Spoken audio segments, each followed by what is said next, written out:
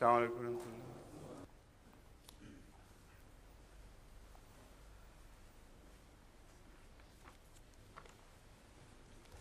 اعوذ باللہ من الشیطان الرجیم، بسم اللہ الرحمن الرحیم۔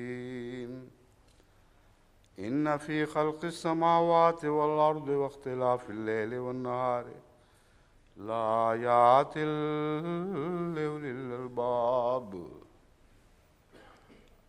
یقیناً آسمانوں اور زمین کی پیدائش اور رات اور دن کے عدلنے بدلنے میں بہت عظیم نشانات ہیں ان لوگوں کے لیے جو عقل رکھتے ہیں، اولی الالباب، جو صاحب عقل لوگ ہیں۔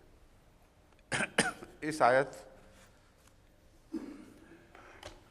کی مختلف رنگ میں قرآن کریم میں تکرار ہے، زمانے کا عدلنا بدلنا اور حالات کا، لیکن یہ آیت الگ اس موقع پر جو نازل ہوئی ہے اس کا اس مضمون سے گہرا تعلق ہے جو میں بیان کر رہا تھا کل، کہ وقت بدلنے کی ایک عظیم پیشگوئی ہے۔ اور اس ضمن میں جو بخاری کی، غالباً بخاری کی حدیث ہے، بتاتا ہوں میں،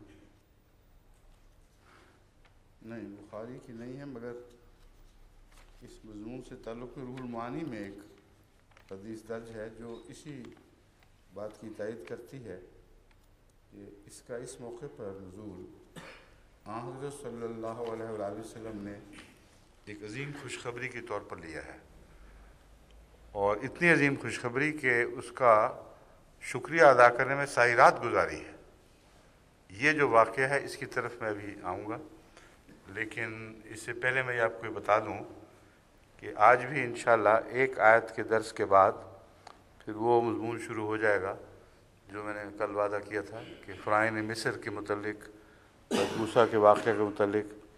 آخر بیٹھے بیٹھے مجھے کیا خیال آیا کہ یہ تحقیق کی جائے کہ آیا واقعتاً ڈوب کے مر گئے تھے یا ڈوبنے کے باوجود زندہ رہنے کا امکان موجود ہے، ضرورت کیا پڑی تھی، اور پھر اس تحقیق کے نتیجے میں پھر کیا کیا باتیں سامنے آئیں اور ضرورت مزید واضح ہوتی چلی گئی۔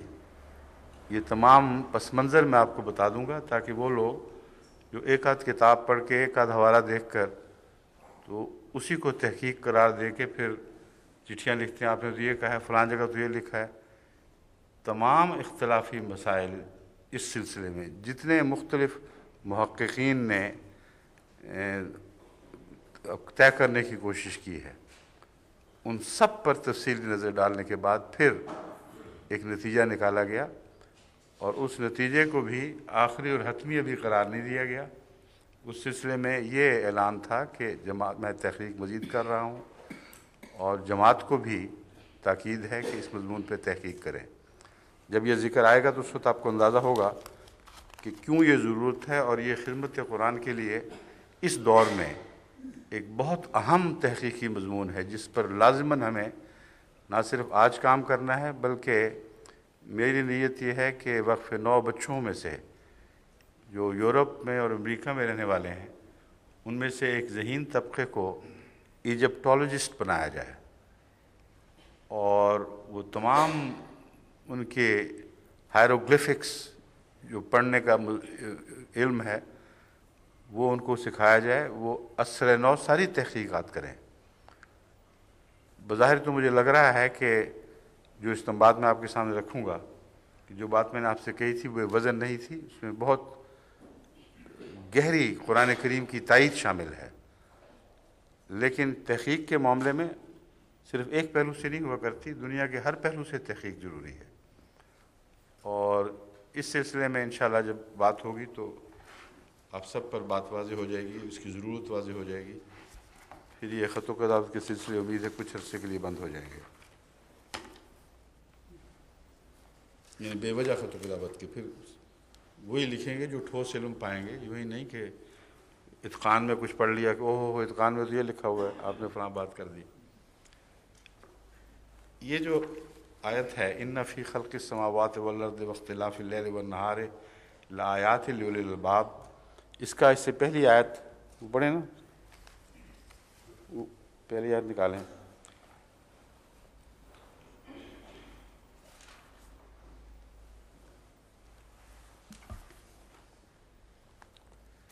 وَلِلَّهِ مُلْكُ السَّمَاوَاتِ وَالْأَرْضِ وَاللَّهُ عَلَىٰ كُلِّ شَيْءٍ قدیر، اس سے گہرا تعلق ہے کہ اللہ ہی کی ملکیت ہے، اللہ ہی کی بادشاہت ہے، اللہ ہی کو کامل اور آخری اقتدار حاصل ہے ہر اس چیز پر جو زمین میں ہے اور آسمانوں میں ہے۔ اس کے مان بعد یہ فرمانا کہ ان فی خلق السماوات والارض واختلاف اللیل، یہ ہے وہ خوشخبری جس کا میں ذکر کر رہا تھا۔ یہ کہنے کے بعد کہ قیامت کے دن فیصلہ ہوگا اور سب نے مر جانا ہے، ایک قسم کی مسلمانوں کے اوپر اداسی کی لہر بھی چھا سکتی ہے۔ یہ خیال بھی پیدا ہو سکتا ہے کہ اچھا اتنا لمبا انتظار ہوگا آخری فتح کے اعلان میں، سب یہیں مر کھپ جائیں گے اور پھر آخر پہ جا کر قیامت کے دن فیصلے ہوں گے، تو اس دنیا میں ان لوگوں کو ہم کیا منہ دکھائیں گے جن کے سامنے فتح و نصرت کے عظیم وعدے پیش کیے گئے اور بتایا گیا کہ لازماً اسلام فتح مند ہوگا۔ تو وہ مضمون جو ہے اس کو اس مضمون سے نتھار کر الگ کیا گیا ہے۔ فرمایا ہے آخری فیصلے قیامت ہی کے دن ہوں گے، اور آخری فیصلے میں دو باتیں تھیں جو بیان فرمائی گئیں۔ ایک ہے جزا کا آخری فیصلہ، یتوفونا کے مضمون سے یہ پتہ چلتا ہے کہ اس دنیا میں ضرور اجر ملتا ہے، یہ مطلب تو نہیں کہ اس دنیا میں اجر ہی نہیں ملتا، مگر جو آخرت میں ملے گا وہ اتنا زیادہ ہوگا، اتنا بھرپور ہوگا کہ اس کے مقابل پر گویا یہاں کچھ بھی نہیں ہوا۔ اس لیے یہ کہنا کہ قیامت کے دن تمہیں اجور دیے جائیں گے، یہ نسبتی لحاظ سے بھی ہے اور آخری مضمون کی انتہا کے بیان کے لحاظ سے بھی ہے۔ نسبتی لحاظ سے اس طرح کہ یہاں تو بھی دیا جائے گا، یہ تمہیں دیا جاتا ہے، روزمرہ کا ہمارا مشاہدہ ہے۔ آج ایک چھوٹی سی بات ہوئی، اللہ تعالیٰ کے فضل کے نزول کا موجب بن گئی، اور اسی دنیا میں دیکھتے دیکھتے چھوٹی سی نیکی، چھوٹا سا توکل اچانک اللہ تعالیٰ کے فضلوں کو کھینچ لاتا ہے، اور یہ اس کثرت سے جماعت میں مشاہدہ ہے کہ پوری عالمگیر جماعت اس کی گواہ ہے۔ تو اس کے باوجود یہ کہنا کہ تمہیں قیامت کے دن اجر دیے جائیں گے صاف بتاتا ہے کہ یہاں جو اجر دیے جاتے ہیں وہ تو ایک نمونہ سا ہے، چھوٹا سا۔ اصل اجور جو ہیں، جو بھرپور اجور، وہ قیامت کے دن دیے جائیں گے۔ اسی تعلق میں سزا کی بات ہے۔ وہ لوگ جن کے متعلق وعدہ تھا کہ قیامت کے دن ان کو سزا دی جائے گی اور قیامت کے دن یہ فیصلہ ہوگا کہ وہ کچھ بھی نہیں، محض متاع عارضی چیزیں تھیں ان کے پاس، اس سے زیادہ کچھ نہیں تھا، ان کے متعلق بھی یہ بیان ہے کہ اس دنیا میں بھی فیصلے ہونے والے ہیں۔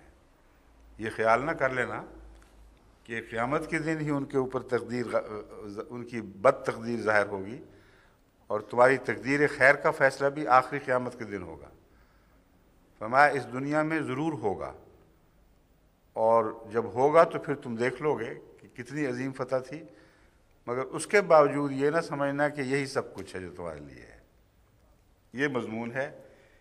اس کے تعلق میں پہلی آیت جو میں نے بیان کی تھی، وَلِلَّهِ مُلْكُ السَّمَاوَاتِ وَالْأَرْضِ وَاللَّهُ عَلَىٰ كُلِّ شَيْءٍ قدیر، قدرت کا کوئی نمونہ خدا دکھائے گا۔ وہ نمونہ ایسے الفاظ میں بیان کیا گیا ہے کہ صرف اولو الالباب اس کو صحیح سمجھ سکتے تھے، اور اولو الالباب کے سردار حضرت محمد رسول اللہ صلی اللہ علیہ وسلم تھے۔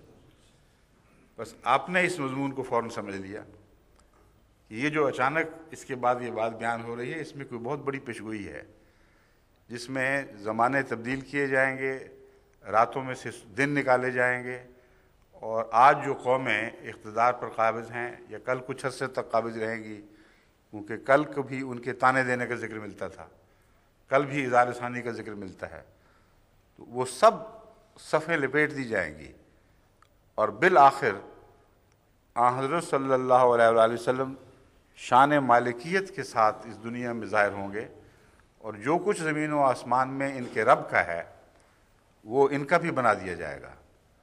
یہ پیغام ہے جو رسول کریم صلی اللہ علیہ وسلم کو پہنچا ہے، اور اس کے نتیجے میں آپ نے ایک شکر کی رات گزاری ہے۔ وہ روایت یہ ہے، حضرت عطا سے روایت ہے کہ حضرت عائشہ رضی اللہ تعالی عنہا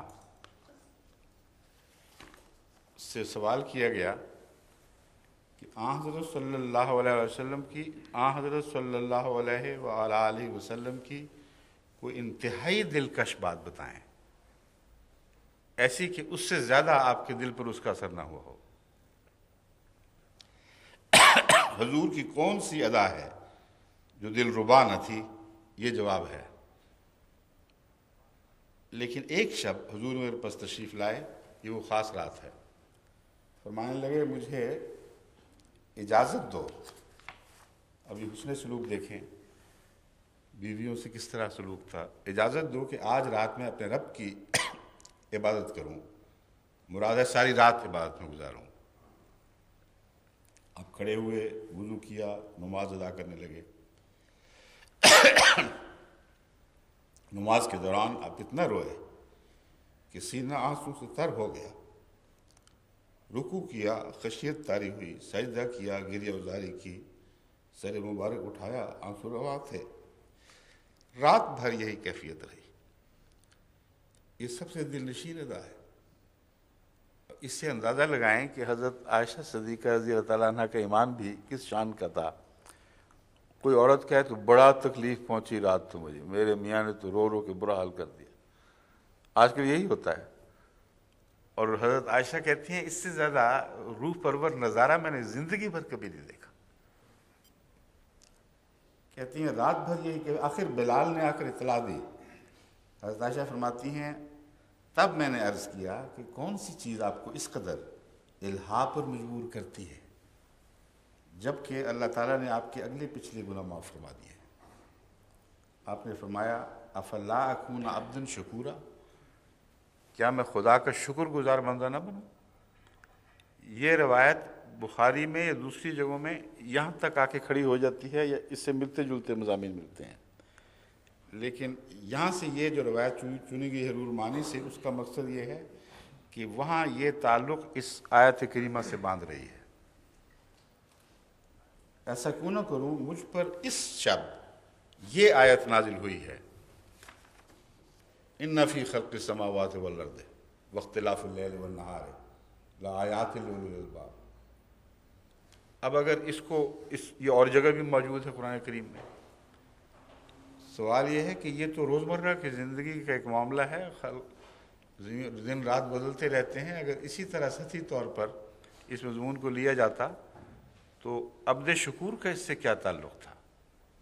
اور اس آیت کے نزول پر ساری رات اس حالت میں گزارنا، یہ کوئی مطلب سمجھ ہی نہیں آ سکتا۔ بس وہی بات ہے جو میں عرض کر رہا ہوں کہ حضرت صلی اللہ علیہ وآلہ وسلم نے اس آیت کریمہ سے اسلام کی آئندہ عظیم فتح کی خوشخبری پالی اور اولو الالباب میں سے اولو الالباب کے سردار ہونے کا ثبوت پیش کیا۔ ورنہ اس طرح اچانک اس آیت کے بیچ میں شامل ہونے سے اتنا لمبا مضمون شکر کا کسی عام انسان پر ظاہر ہو ہی نہیں سکتا تھا۔ اب بھی لوگ پڑھتے ہیں، مفسرین کو دیکھ لیں آپ، گزر جاتے ہیں، وہ ان کو یہ بات سمجھ نہیں آتی کہ یہ کتنا عظیم پیغام ہے، اور جو سمجھے ہیں وہ اس حدیث کے حوالے سے سمجھے ہیں، عام آدمی کا دماغ نہیں جاتا۔ تو اولو الالباب ہونا ایک عام مضمون، عقل کا مضمون نہیں ہے، بلکہ ایسا مضمون ہے جس کا گہرا تقویٰ سے تعلق ہے۔ تقویٰ سے جو روشنی ملتی ہے اسی کو اسی روشنی، ویسی اس روشنی کے حاملین کو، وہ روشنی جن کی سینوں میں بستی ہے، ان کو قرآن کریم اولو الالباب میں کہہ رہا ہوں، آیت میں اولی الالباب ہے اس لیے ہے کہ یہاں یہ مجرور ہے، تو جب عام بات کرتے ہیں تو مجرور کہنا ضروری نہیں ہے۔ بعض لوگ غلطی سے سمجھتے ہیں کہ یہاں میں غلط تلاوت کر گیا ہوں، یہ بالکل نادانی ہے۔ جب حوالہ دیا جاتا ہے تو اس کو رفع حالت میں حوالہ دیا جاتا ہے، لیکن جب آیت تلاوت کی جاتی ہے تو جہاں مجرور ہے وہاں مجرور ہی پڑا جائے گا۔ تو یہ اولو الالباب لوگ جو صاحب عقل تھے، حضرت صلی اللہ علیہ وآلہ وسلم ان سب کے سردار تھے، اولین کے بھی اور آخرین کے بھی۔ اور آپ کا اس آیت سے یہ نتیجہ نکالنا کہ غیر معمولی احسان کا ذکر ہے، یہ اس روایت میں ہے جو میں نے آپ کے سامنے پیش کی۔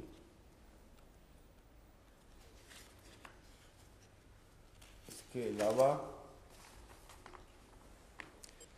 علامہ سیوطی اس آیت کے متعلق لکھتے ہیں، حضرت ابن عباس سے روایت ہے کہ آپ نے فرمایا قریش یہود کے پاس آئے، پوچھا حضرت موسیٰ کون سے نشانات لے کر آئے تھے؟ انہوں نے جواب دیا عصا اور ید بیضاء۔ پھر وہ عیسائیوں کے پاس آئے اور پوچھا حضرت عیسیٰ کے نشانات کیا تھے؟ انہوں نے کہا وہ اندھے اور مبروس کو ٹھیک کرتے اور مردوں کو زندہ کرتے تھے۔ پھر وہ حضرت صلی اللہ علیہ وسلم کے پاس آئے اور کہا ہمارے لیے دعا کریں کہ اللہ صفا پہاڑ کو سونے کا بنا دے۔ آپ نے اپنے رب سے دعا کی تو یہ آیت اتری ان فی خلق السماوات والارض۔ اب سوچیں کس طرح روایات اوٹ پٹانگ اکٹھی ہو جاتی ہیں، اور اللہ ان مفسرین کو جزات دے کیونکہ انہوں نے بڑی خدمت کی ہے، بہت کچھ اکٹھا کیا ہے، مگر بخش بھی دے کہ اس میں ایسی چیزیں بھی اکٹھی کر دیں جنہوں نے قرآن کے مطالب کو واضح کرنے کی بجائے ان پر پردے ڈال دیے۔ اس لیے ان کا معاملہ اللہ کے ساتھ ہے، ان کا عزت اور احترام ہمارا فرض ہے، بہت خدمتیں کی ہیں، مگر ان کی ہر روایت کو من و عن قبول کرنا درست نہیں۔ وہ روایت جو قرآن اور حضرت صلی اللہ علیہ وآلہ وسلم کے مزاج کے مطابق ہے وہ تھی جیسے کہ میں نے بیان کیا ہے۔ اس کے مقابل پر اس قسم کی کہانیوں کو جگہ دے دینا کہ شان نزول تھی، کوئی قریش پھر رہے تھے پوچھتے پوچھتے، پہلے اس کے پاس گئے پھر اس کے، یہ سارے فرضی باتیں دیکھتے ہی پتہ چل جاتا ہے کہ یہ کہانی کسی شخص کی دماغ کی تخلیق ہے، لیکن اولو الالباب والے دماغ کی تخلیق نہیں۔ اگر وہ اولو الالباب میں سے ہوتا تو ایسی کہانی نہ بناتا۔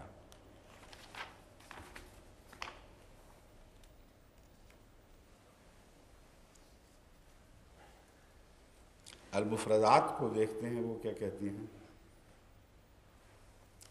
آیت کے متعلق ایک تو بحث ہے، آیت ہوتی کیا ہے؟ آیت سے مراد وہ کہتے ہیں دراصل ایک ایسا نشان ہے جو دور سے دکھائی دے، اور کسی جگہ بھی کوئی نشان منزل کا پتہ دینے کے لیے یا اور پیغام دینے کے لیے جب باندھا جاتا ہے یا تعمیر کیا جاتا ہے تو اسے آیت کہتے ہیں۔ اس لیے کہتے ہیں کہ آیت چونکہ منزل کا نشان ہے اور منزل کا پتہ دیتی ہے، اس لیے اولو الالباب کے ضمن میں آیات کا ذکر فرمایا کہ کائنات پر، اس کی تخلیق پر اور دن اور رات کے عدلنے بدلنے پر جو لوگ بھی غور کریں گے ان کی توجہ ان مقامات پر نہیں ٹھہرے گی کیونکہ وہ صرف نشانات ہیں، بلکہ خالق کی طرف، خلق سے خالق کی طرف لوٹے گی، اور یہ مختلف رستوں سے عقل والے لوگ نشان دیکھ دیکھ کر خالق تک پہنچنے کا رستہ پا لیتے ہیں۔ یہ مفہوم ہے جو حضرت امام راغب نے بیان فرمایا ہے۔ پھر لکھتے ہیں ان فی ذالک لآیات للمؤمنین میں آیات سے عقل سے سمجھی ہوئی علامات مراد ہیں جو لوگوں کے علم و سمجھ کے درجوں کے تفاوت کی وجہ سے مختلف ہیں۔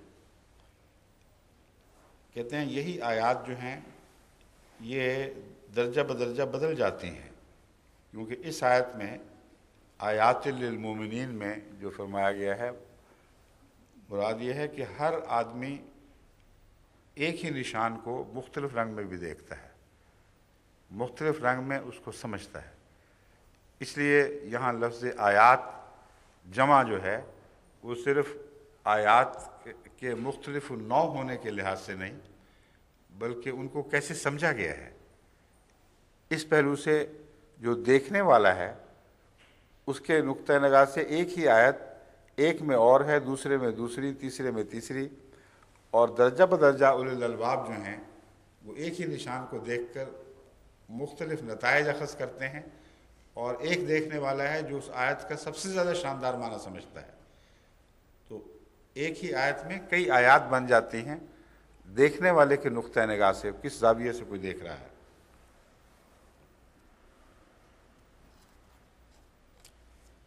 اسی طرح حضرت امام راغب یہ آیت بھی پیش کرتے ہیں بل هو آیات بینات فی صدور الذین اوتوا العلم، وما یجحد بآیاتنا الا الظالمون، اس مضمون کے لحاظ سے یہ حضرت امام راغب روشنی ڈال رہے ہیں کہ جو یہ نتیجہ نکال رہے ہیں اس کا ثبوت قرآن کریم کی اس آیت میں ہے کہ آیات بینات مومنوں کے سینے میں ہیں، یعنی انہوں نے نشانات کو جس طرح دیکھا ہے ان کے سینے کھل گئے اور روشن ہو گئے، اور ان کو تو کھلے کھلے قرآن کریم کی تائید میں معجزات ہی دکھائی دے رہے ہیں ہر طرف، بس ان کے سینوں میں تو آیات بسی ہوئی ہیں، لیکن اگر اندھا دیکھے گا اس کو کچھ دکھائی نہیں دے گا، تو اس کا اپنا قصور ہے، اس میں قرآن کریم کے اعجاز کی کسی کمی کا کوئی ثبوت نہیں۔ چنانچہ فرماتا ہے فی صدور الذین اوتوا العلم وما یجحد بآیاتنا الا الظالمون، ایک گروہ ہے جو انہی آیات سے جنہوں نے مومنوں کے سینے روشن کر دیے ہیں، انہی آیات کو بہانہ بنا کر جھگڑتے ہیں اور جدال کرتے ہیں اور کہتے ہیں کہ کچھ بھی نہیں ہوا، یہ تو آیت پوری نہیں ہوئی، وغیرہ وغیرہ۔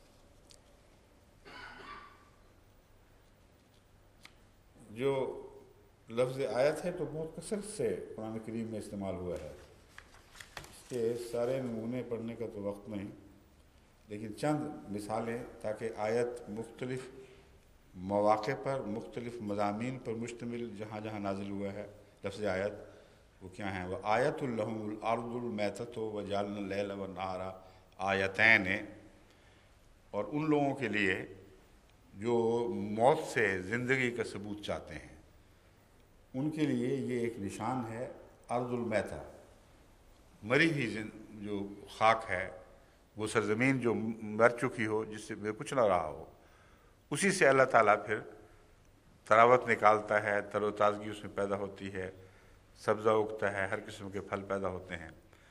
تو یہ ہے موت کا زندگی میں تبدیل ہونا۔ یہ مضمون ایک خاص قسم کی آیت سے تعلق رکھتا ہے، اور وہ آیات نہیں ہیں جو ہم عموماً جن کا ذکر پڑھتے ہیں۔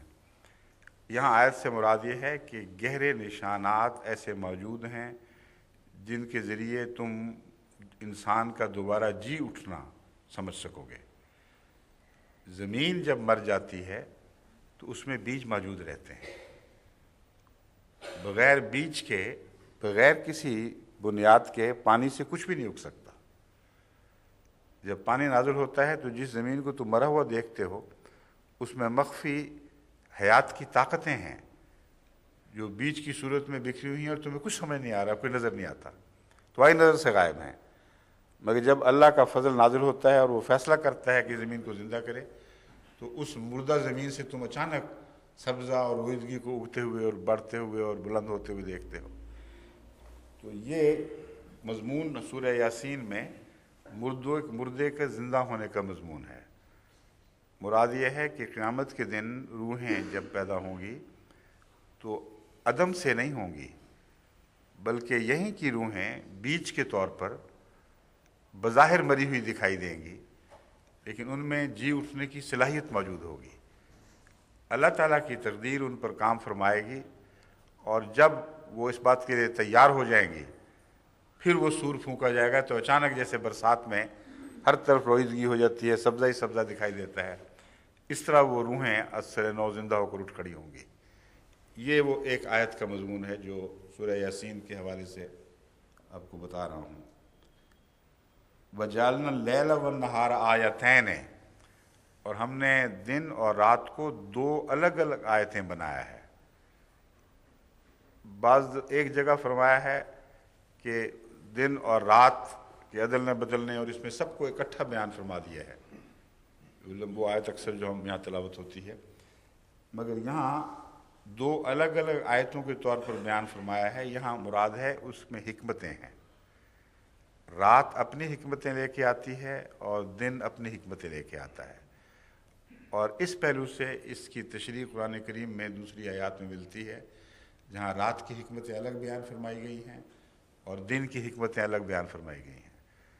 رات کے خطرات الگ بیان فرمائے گئے ہیں اور دن کے خطرات الگ بیان فرمائے گئے ہیں۔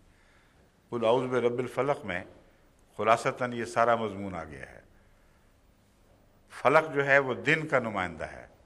جب ایک چیز پھٹتی ہے اور روشنی پیدا ہوتی ہے، زندگی کی نئی شکل ظاہر ہوتی ہے، اور رات کا مضمون اذا وقب کے سے تعلق رکھتا ہے، تو ان دونوں کے فوائد، ان دونوں کے خطرات کا خلاصہ سورہ فلق میں موجود ہے، مگر قرآن کریم کی مختلف آیات میں وہ پھیلا پڑا ہے۔ بس یہاں آیتین سے مراد یہ ہے کہ ان کے اپنے فوائد بھی ہیں، ان کے اپنے مضرات بھی ہیں۔ تمہیں چاہیے کہ ان پر غور کرو، فوائد سے استفادہ کرو اور نقصانوں سے بچنے کی کوشش کرو۔ تو آیت وہاں نشان ہے، یہ اچھی چیز ہے، یہ بری چیز ہے۔ ہر جگہ جس طرح سڑکوں پر نشان لگ جایا کرتے ہیں، اس طرح خدا تعالیٰ نے سوچ کی ہر سڑک پر ایک بورڈ آویزاں کر دیا ہے۔ وہ بورڈ رات کے بورڈ الگ ہیں، دن کے بورڈ الگ ہیں۔ وہ بتاتے ہیں یہ رات کے وقت کے خطرات ہیں، دن کے وقت کے خطرات ہیں، یہ سڑک اعلیٰ منازل کی طرف لے جائے گی، یہ تنزل کی طرف لے جائے گی، وغیرہ وغیرہ۔ اور اونچی جگہ کا جو ذکر آیا تھا آیت میں، اس ضمن میں ہے اتبنون بکل رین آیتن تابتھون، الشعراء 129، کہ کیا تم ہر اونچی جگہ پر ایک نشان بنا دیتے ہو؟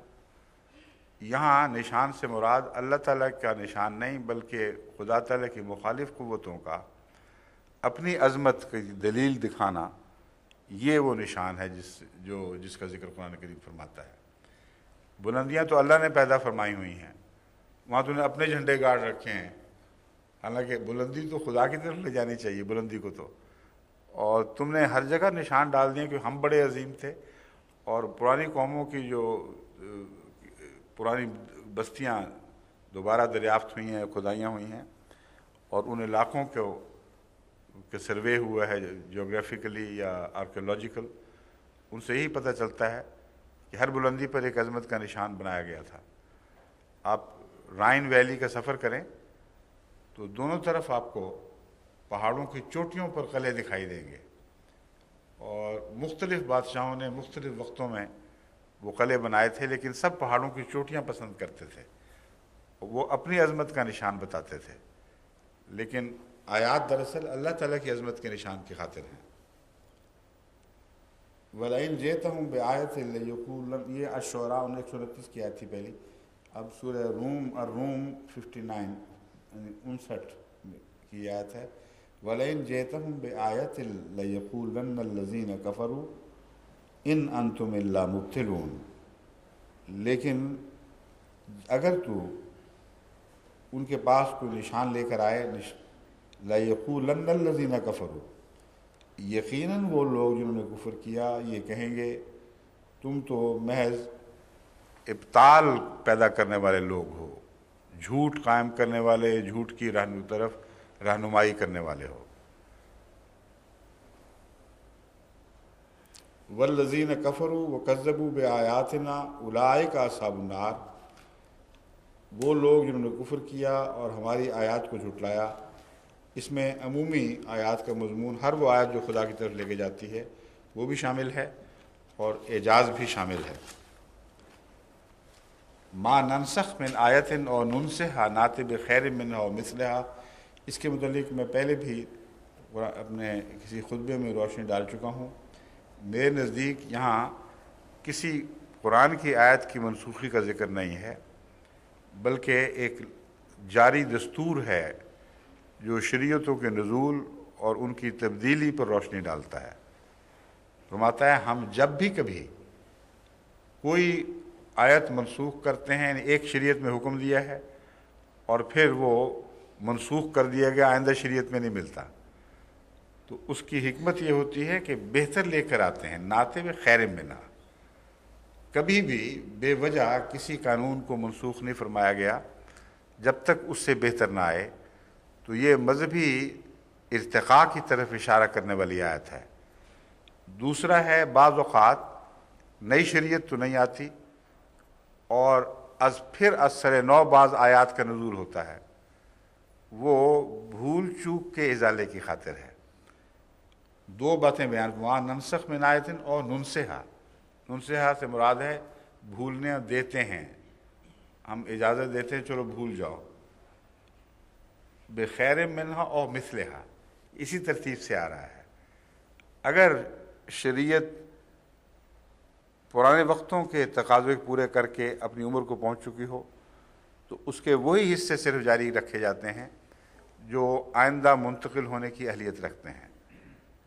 وہ حصے جو ماضی کا حصہ بن گئے ان کو جب خدا مٹاتا ہے تو اللہ تعالیٰ کبھی بھی اپنی نعمت کو واپس نہیں لیا کرتا بے وجہ، اور خدا کی شان کے خلاف ہے کہ کوئی نعمت دے کر اسے واپس لے لے، تو اس کا ازالہ یوں فرماتا ہے کہ بری چیز لے کر نسبتاً کمزور چیز لے کے اچھی دے دیتا ہے۔ تو تحفہ دے کر واپس لینا تو ٹھیک نہیں، لیکن کسی کو آپ بوٹ تحفہ دیں، بوٹ پھٹ چکے ہوں تو وہ کہیں گے اچھا یہ واپس کر دو مجھے، یہ نئے بوٹوں کا تحفہ ہے۔ تو یہ یعنی جو کرام لوگ ہیں عزت والے ان کی نشانی ہے، نہ کہ کمینوں کی کہ جو تحفہ دے کر واپس لے لیتے ہیں۔ تو اللہ تعالیٰ فرماتا ہے کہ شریعت سے ہمارا یہی دستور چلا آیا ہے۔ جن قوموں نے بعض باتوں کو بھلا دیا یا ہم نے خود بھولنے دیا ان کو، ان کے مطالب کو تو ہم نے دوبارہ اسی طرح بحال کر کے واضح کر دیا، اور جن سے ہم نے کوئی پرانا کلام واپس لے لیا تو لازماً اس کے بدلے اچھی چیز دی ہے۔ کبھی بھی ایسا نہیں ہوا کہ کوئی پہلو منسوخ ہوا ہو اور اس سے اچھا ان کو عطا نہ کیا گیا ہو۔ یہ ننسہا والا مضمون ہے، یہ غیر شرعی انبیاء کے ساتھ تعلق رکھتا ہے۔ بار بار بعض دفعہ بعض پرانی باتوں کو جن کے معنی بھول جاتے ہیں ان کو یاد دلانے کی خاطر وہی دوبارہ نازل ہوتی ہے جو شریعت میں پہلے ہو چکی ہے۔ امت محمدیہ ایسی مثالوں سے بھری پڑی ہے۔ مختلف اولیاء اللہ اور محدثین وغیرہ کو کلام الہی میں دوبارہ مخاطب فرمایا گیا، مگر اس لیے نہیں کہ یہ کوئی نئی شریعت ان پر نازل ہوئی ہے، وہ تو قرآن ہی ہے جو دوبارہ ان پر نازل فرمایا جا رہا ہے، یہ بتانے کے لیے کہ اس کے معنی پر توجہ کی اب ضرورت ہے۔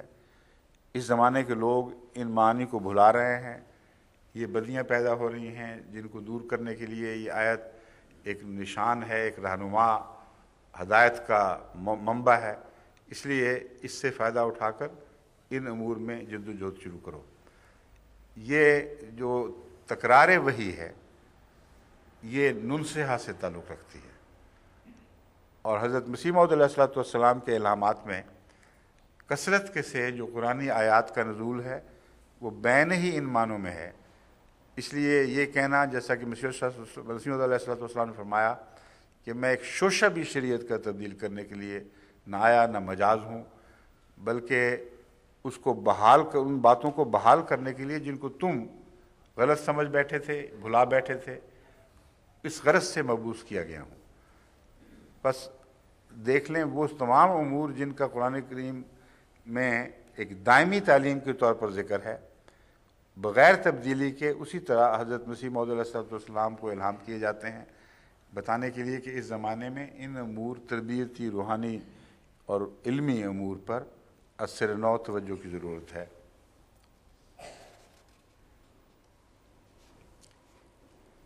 پھر آیات بینات، آیات محکمات وغیرہ، یہ مختلف معنی میں آیات آتی ہیں، مگر آج میں نے کافی اور باتیں بھی کرنی ہیں، اس لیے اس کو سر دست مختصر کر دیتے ہیں۔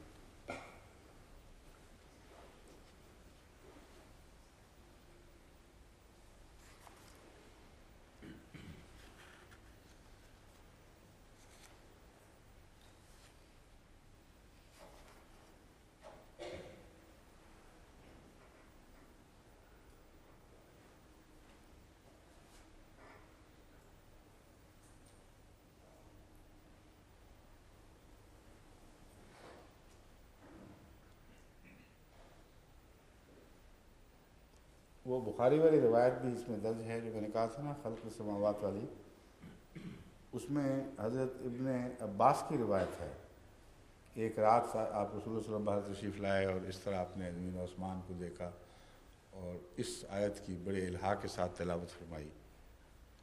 وہ روایت یہ ہے کہ میں نے ایک رات اپنی خالہ میمونہ کے گھر گزاری۔ حضور کچھ دیر تو اپنے اہل کے ساتھ گفتگو فرماتے رہے، پھر آپ لیٹ گئے۔ جب رات کا تیسرا اور آخری پہر ہوا تو حضور اٹھ کر بیٹھ گئے۔ اس روایت کا اس آیت سے تعلق نہیں جو میں نے بتایا تھا نا، آیت تو وہی ہے لیکن یعنی مضمون اسی آیت کا، مگر اس موقع پر اس کانٹیکسٹ میں نہیں ہے۔ تو آسمان کی طرف دیکھا اور یہ آیت پڑھی، ان فی خلق السماوات والارض واختلاف اللیل والنہار لآیات لأولی الالباب۔ پھر کھڑے ہوئے وضو کیا، مسواک فرمائی، 11 رکعتیں ادا کیں، پھر حضرت بلال نے اذان دی۔ بس یہ بخاری کی روایت اور مضمون سے یعنی اور بات بیان ہوئی ہے، اگرچہ وہی آیت وہی ہے جس کا ذکر فرمایا جا رہا ہے۔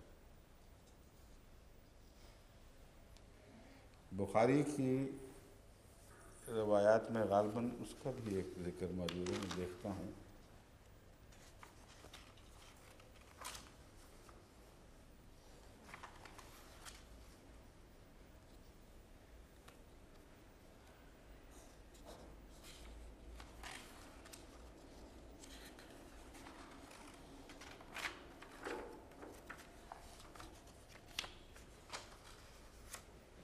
باقی مختلف روایات ہیں، اسی آیت کی مختلف گواہیاں ہیں۔ ایک سے زائد صحابہ نے حضور صلی اللہ علیہ وآلہ وسلم کو اس آیت کی تلاوت کے ساتھ آسمان کے ستاروں اور کائنات میں رات کے وقت جو مناظر تھے وہ دیکھتے ہوئے اور وجد کی حالت میں اس آیت کی تلاوت کرتے ہوئے دیکھا ہے۔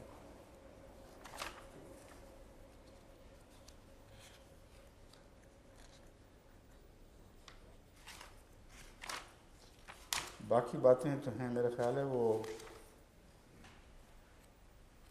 ایسے نکات نہیں ہیں ان کا ذکر کیا جائے۔ حضرت مسیح علیہ السلام کا جو حوالہ دیا گیا ہے مجھے یعنی نوٹس والوں نے، اس کا تعلق اس تفصیلی اس آیت سے ہے جس کا میں نے ذکر کیا، ہم عام طور پر تلاوت کرتے ہیں، ان فی خلق السماوات والارض واختلاف اللیل والنہار لآیات لأولی الالباب الذین یذکرون اللہ قیاما وقعودا وعلی جنوبہم ویتفکرون فی خلق السماوات والارض۔ یہ حوالہ اس آیت سے تعلق رکھتا ہے۔ یہ جو آیت اس وقت زیر نظر ہے اس سے اس حوالے کا تعلق نہیں، اس لیے میں اس کو چھوڑ رہا ہوں یہاں۔ پھر وہ کہاں نکال دیں؟ ہاں ٹھیک، اچھا وہ آیت تو ہے، یہ اس میں کوئی شک نہیں، لیکن اس آیت کو اس سارے مضمون سے جدا کر کے رسول اللہ صلی اللہ علیہ وسلم نے جو خاص اس آیت کو پیش فرمایا ہے، میں وہ بات بیان کر رہا ہوں، اور عمومی بحث جب آیت آئے گی اس وقت ہم کریں گے، لیکن میں کہتا ہوں اس جگہ اس مضمون کے ساتھ گڑبڑ نہ کیا جائے۔ حضور صلی اللہ علیہ وآلہ وسلم نے جو جس آیت پہ گفتگو فرمائی ہے وہ نکالیں نا، وہ کہاں ہے؟ یہ ہے آل عمران کے آخر پر یہ ساری آیتیں ملتی ہیں جن کی تلاوت کی جاتی ہے۔ اس مضمون پر حضرت مسیح موعود علیہ السلام نے تفصیل سے آخر تک روشنی ڈالی ہے۔ ایک یہ آیت ہے جس کو الگ کر کے حضرت رسول اکرم صلی اللہ علیہ وسلم نے اسی آیت کے اوپر شکریہ کی ساری رات گزاری ہے۔ یہ وہ آیت ہے جس کو حضرت عائشہ نے سنگل آؤٹ کیا ہے اور کہا ہے اس موقع پر جو تشکر کے جذبات پیدا ہوئے ہیں، اس پر ساری رات روتے گزری ہے، وہ یہ آیت تھی، اس کو باقیوں سے ملایا نہیں ہے، اس لیے میں اس کو الگ ٹریٹ کر رہا ہوں۔ وہ جو آیات ہیں ان کا میں نے حوالہ دیا ہے، باقی صحابہ نے جو حضرت ابن عباس کی روایت ہے اور بہت سی روایت ہیں، رات رسول اکرم صلی اللہ علیہ وسلم کو وجد کی حالت میں ان آیات کی تلاوت کرتے ہوئے آسمان کی طرف نگاہ کرتے ہوئے دیکھا ہے، مگر جو میں مضمون بیان کر رہا ہوں اس کا اس آیت سے خصوصی تعلق ہے، اور وہ زمین و آسمان پر عمومی غور سے تعلق نہیں ہے بلکہ ایک خوشخبری کے طور پر ہے، اس لیے اس مضمون کو سمجھ لیں۔ آپ جو بات کہہ رہے ہیں وہ میری بات کے متناقض نہیں ہے، میں عمدن اس کو چن کر ایک طرف نتھار کر پیش کر رہا ہوں کہ اس آیت نے ایک پیغام حضور صلی اللہ علیہ وآلہ وسلم کو ایک ایسا پیغام دیا ہے جس کا بعد میں آنے والے پیغام سے تعلق نہیں ہے، بلکہ اس کانٹیکسٹ میں فتح اسلام کی ایک عظیم خوشخبری ہے اور اس پر اظہار تشکر ہے۔ اور اس آیت کے سارے باقی لوازمات کے ساتھ اس کی تلاوت کرنا، اس پہ وجد میں آنا، اس پر کائنات پہ غور کرنا، اس کی بکثرت روایت اور ملتی ہیں۔ وہ انشاءاللہ جب اگلی باری آئے گی پھر اس کو لے لیں گے۔ سر دست اب مجھے وہ بات کرنے دیں۔ ہاں، فرعون اور حضرت موسیٰ اور فرعون کا قصہ اور یہ سارے جو جھگڑے شروع ہوئے، اس کا کیا پس منظر ہے اور تحقیق کہاں سے کہاں تک پہنچی ہے، یہ ساری باتیں میں آپ کے ساتھ رکھتا ہوں۔ بچپن سے ہم لوگ یہی سنتے آئے کہ وہ فرعون جس کی حضرت موسیٰ سے ٹکر ہوئی اور پھر آخر وہ نامراد ہوا، اس کی لاش دریافت ہو گئی ہے، اور اس کو حرف آخر سمجھ کر اسی خیال سے کہ تمام دنیا نے تسلیم کر لیا وہی فرعون ہے، ہم تسلی سے یہ باتیں غیروں کے سامنے کرتے رہے۔ مگر جب میں یہاں آیا تو مجھے خیال آیا کہ اب جماعت کا بڑا وسیع رابطہ غیروں سے ہے۔ اب محض وہ بچپن کی سنی ہوئی باتیں ان کے کام نہیں آئیں گی، جب غیروں سے ٹکر لگے گی، وہ مقابل پر دلائل پیش کریں گے، تو کیا اس مضمون پر ان کے پاس طاقتور مواد ایسا موجود ہے کہ وہ دھڑلے کے ساتھ غیروں کو چیلنج کریں اور کہیں کہ دیکھ لو قرآن کی پیشگوئی جو ہے پوری طرح پوری ہو گئی۔ اس پر جب تحقیق شروع کی تو پھر بہت سی اور باتیں نکلنی شروع ہوئیں، اور فرعون کون تھا، اور قرآن کی جو آیات منظر پیش کر رہی ہیں کیا وہ اس فرعون کے ساتھ متعلق نظر آتا ہے یا دوسرے فرعون کے ساتھ متعلق نظر آتا ہے۔ جب یہ باتیں دیکھی گئیں تو جیسا کہ میں آگے بیان کروں گا، میرے نزدیک وہ رمسیس سیکنڈ ہے جس پر قرآن کی آیات کا اطلاق ہو رہا ہے، اور کوئی فرعون ان تاریخی شہادتوں میں دکھائی نہیں دیتا جنہوں نے فرعون مصر کے پورے سلسلے بیان کیے ہیں۔ چنانچہ ہم نے اول سے آخر تک وہ انتہائی دور جس میں حضرت موسیٰ کا فرعون ہو سکتا تھا ان سب کا جائزہ لیا، اور مختلف محققین جو عیسائی ہیں ان سب کی تحقیقات کا جائزہ لیا۔ محض ایک کتاب کو پڑھ کر کوئی فیصلے نہیں کیے گئے، بلکہ وہ آپ دیکھیں کہ کتنا بڑا تحقیقاتی دور ہے۔ تمام انسائکلوپیڈیاز جو اس کا ذکر کرتے ہیں، ان کی چھان بین، ان کے حوالے، ان کے الگ الگ نتائج، یہ ساری فہرستیں جو میرے پاس پڑھی ہیں، ان پر ایک معین شخص نے کام کیا ہے، یعنی صالح صفی نے۔ ہر ایک کے سپرد الگ الگ میں نے کام کیے تھے۔ جو ہماری ریسرچ ٹیم ہے وہ صرف وہی نہیں ہے جو وقتاً فوقتاً جن کو میں تربیت کر رہا ہوں، خود کبھی اکٹھے ہوتے ہیں میرے پاس، بلکہ ساری دنیا میں پھیلی ہوئی ہے۔ اور کچھ ریسرچ ٹیم کے ہمارے ممبر امریکہ میں ہیں، کچھ پاکستان میں، یعنی ممبر تو ساری جماعت ہی ہے، مگر معین طور پر جن کے سپرد ٹاسک کیا جاتا ہے اور پھر ان سے رابطے رکھے جاتے ہیں۔ میں جب ریسرچ ٹیم کہتا ہوں تو وہ مراد ہے۔ چنانچہ اس میں ملک سلیم صاحب کے سپرد بھی کیا گیا، وہ علمی ذوق رکھتے ہیں، ان کا ایک الگ مقالہ پورا میرے سامنے ہے۔ کہاں ہے جی وہ؟ یہ ہے، ایکسوڈس کے متعلق اور رمسیس سیکنڈ کے متعلق جو بھی امکانات ہیں ان پر انہوں نے غور کر کے اصل حوالے فلیگ کر کے مجھے بھجوائے ہیں۔ اور اسی زمانے میں جب میں نے یہ خطبہ دیا تھا ان سے بھی رابطہ ہوا۔ عبدالقادر صاحب محقق پاکستان میں ہیں۔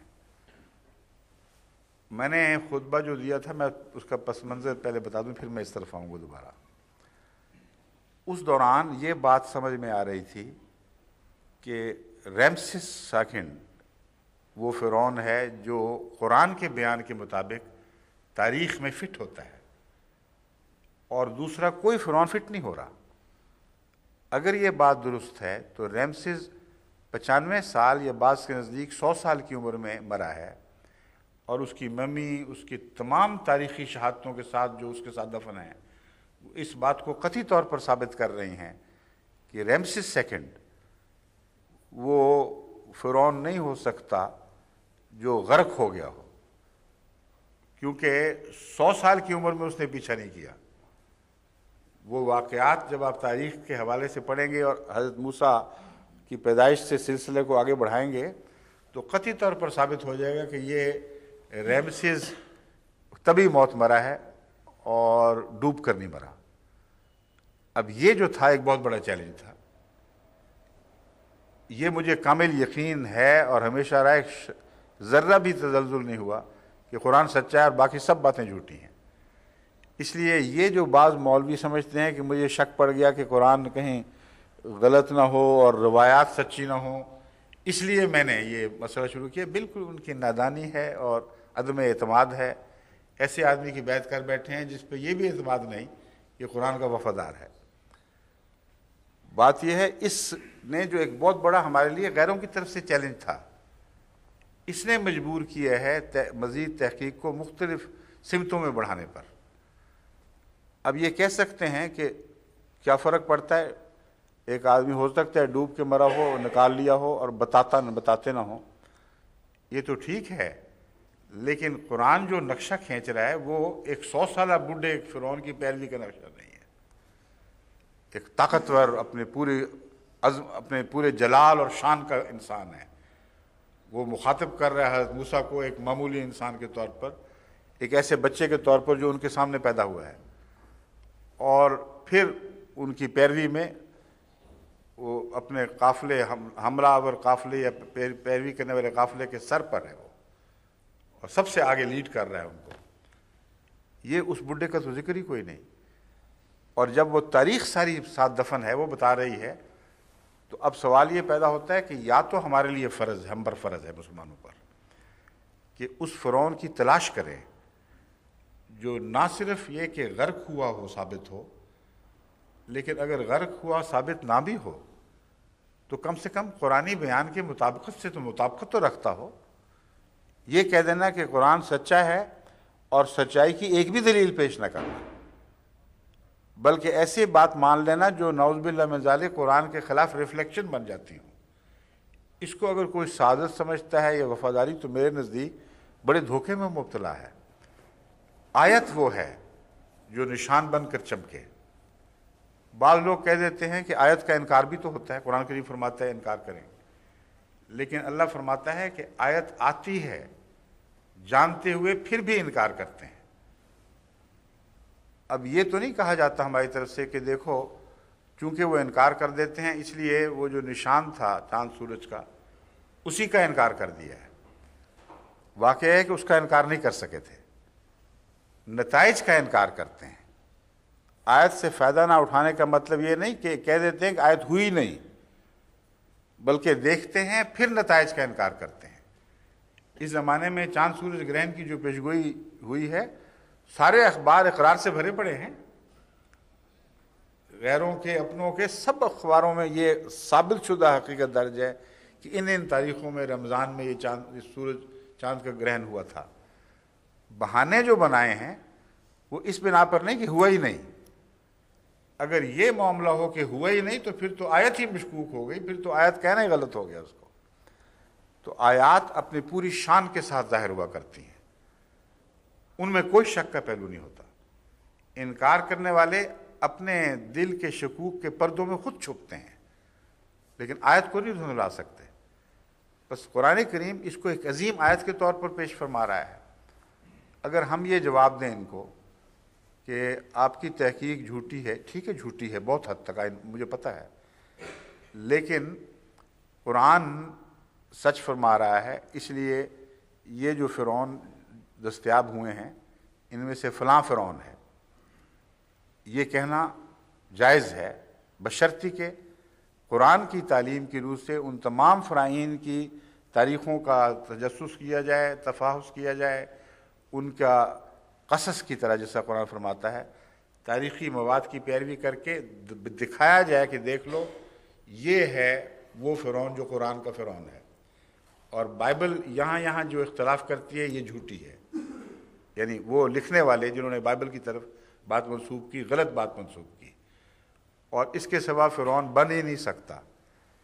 یہ جو مضمون تھا، اس سلسلے میں سب سے پہلے تو میری توجہ اس طرف مبذول ہوئی کہ یہ جو ڈوبنے والا قصہ ہے، ڈوب کر مر جانے والا، کیا یہ قطعی بات ہے؟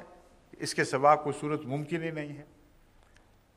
بائبل نے یہ ذکر کیا ہے کہ وہ ڈوب گیا، اور بائبل نے یہ ذکر کیا ہے کہ تمام تر وہ افراد جو پیروی کر رہے تھے بلا استثناء فرعون سمیت سمندر میں غرق ہوئے ہیں، اور ایک بھی بچ کر واپس جا کر بتانے والا بھی نہیں تھا کوئی۔ تو ایک لمبا عرصہ اس کے بعد ایک ایسا آیا ہے، ایک دن کہہ لیں یا 2 دن کہہ لیں، جس عرصے میں وہاں اطلاع پہنچی ہوگی اور پھر لوگ اکٹھے ہوئے ہوں گے اور لاشوں کی تلاش شروع ہوئی ہوگی، اور سمندر میں ان لاشوں کی تلاش کا امکان بہت نسبتاً کم ہے بنسبت ڈیلٹا کے۔ لیکن بائبل ہی میں دوسری جگہ ایک نقشہ ایسا کھینچا گیا ہے جس سے پتہ چلتا ہے کہ وہ ڈیلٹا کا علاقہ تھا، اور وہ میں حوالہ بعد میں آپ کو بتاؤں گا۔ تو قرآن کی تائید وہ کر رہا ہے، مگر ایک بات قطعی ہے کہ وہ فرعون کو غرق شدہ سمجھتے ہیں، اس کے بچنے کے کوئی اشارتاً بھی ذکر نہیں ملتا۔ قرآن کریم ایک واحد کتاب ہے جو ایک فرعون کو غرق شدہ کہنے کے باوجود اس کی جسمانی بقا کا ذکر کرتی ہے، اور حضرت مسلم موعود نے اپنی تفسیر صغیر میں جو ترجمہ فرمایا ہے وہ جسمانی بقا کا لفظ استعمال کیا ہے، جو بڑا معنی خیز ہے۔ یہ نہیں فرمایا کہ جسم کو مردہ حالت میں رکھا جائے گا، بلکہ اس کو جسم کی بقا دی جائے گی۔ اب یہ بحث تھی کہ کیا اس میں اس بات کا احتمال موجود ہے کہ غرق ہوا فرعون غرق ہونے کے باوجود زندہ رہا ہو؟ اس سلسلے میں جب عربی لغات کا مطالعہ کیا گیا، بعض آثار کا جو حضرت ابن عباس کی متعلق سے بھی مروی ہیں مطالعہ کیا گیا، تو پتہ چلا کہ قطعی طور پر ایک ایسا شخص جس کو غرق کہا گیا ہو، اس کے بچنے کا امکان باقی رکھا جاتا ہے۔ یہ عقل کے خلاف نہیں اور عربی محاورے کے خلاف نہیں ہے۔ ایک غرق شدہ آدمی کو بچا لیا جائے، یہ لفظ غرق سے متصادم نہیں ہے۔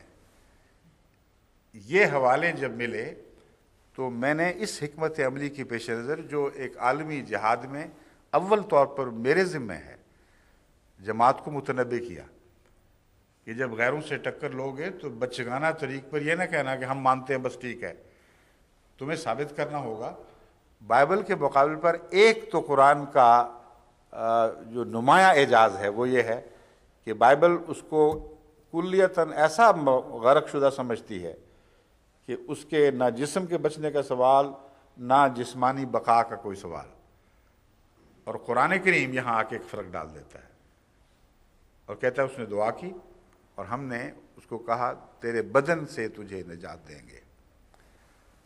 اس لیے یہ امکان چونکہ عربی لغت سے ثابت ہو گیا اور بعض صحابہ کے آثار سے بھی ثابت ہو گیا، تو میں نے خطبے میں یہ حکمت عملی جماعت کو دی تھی کہ آپ بے وجہ اصرار نہ کریں کہ ایک ہی معنی ہے، صرف ایک اور معنی بھی ممکن ہے، اور وہ معنی شامل ذہن پر رکھتے ہوئے قرآن کا ایک ایسا عظیم اعجاز آپ اس مغربی دنیا میں پیش کر سکتے ہیں جس کے سامنے ان کی زبانیں گنگ ہو جائیں گی۔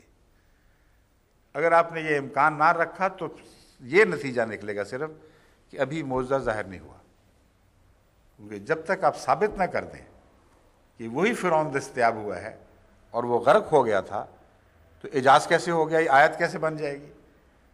آیت تو روشن ہوتی ہے اور پھر اس سے استدلال پکڑا جاتا ہے۔ تو جو آیت بنی نہیں اس پہ پھر دعوے کیوں کرتے ہیں؟ پھر آپ خاموش ہو جائیں، لیکن خاموش ہو کر وفاداری کے ساتھ تحقیق جاری رکھیں۔ میرا مسلک یہ تھا کہ ایک سانس لینے کا وقت ہمیں میسر آئے اور یہ قطعی طور پر دلائل سے ثابت کر دیں اگر یہ ثابت بھی ہو جائے کہ فرعون ڈوب کر نہیں مرا تھا، وہ فرعون جو موسیٰ سے ٹکر لے رہا تھا، تو تب بھی قرآنی آیات پر کوئی سایہ نہیں پڑتا، کیونکہ قرآنی بیان میں اس بات کی واضح گنجائش موجود ہے کہ وہ فرعون ڈوبا ہو اور پھر بچ گیا ہو، اور اس کی بقیہ زندگی روحانیت سے عاری مگر بدنی زندگی محض باقی رہے۔ یہ ہے اس خطبے کا خلاصہ جو میں نے پیش کیا۔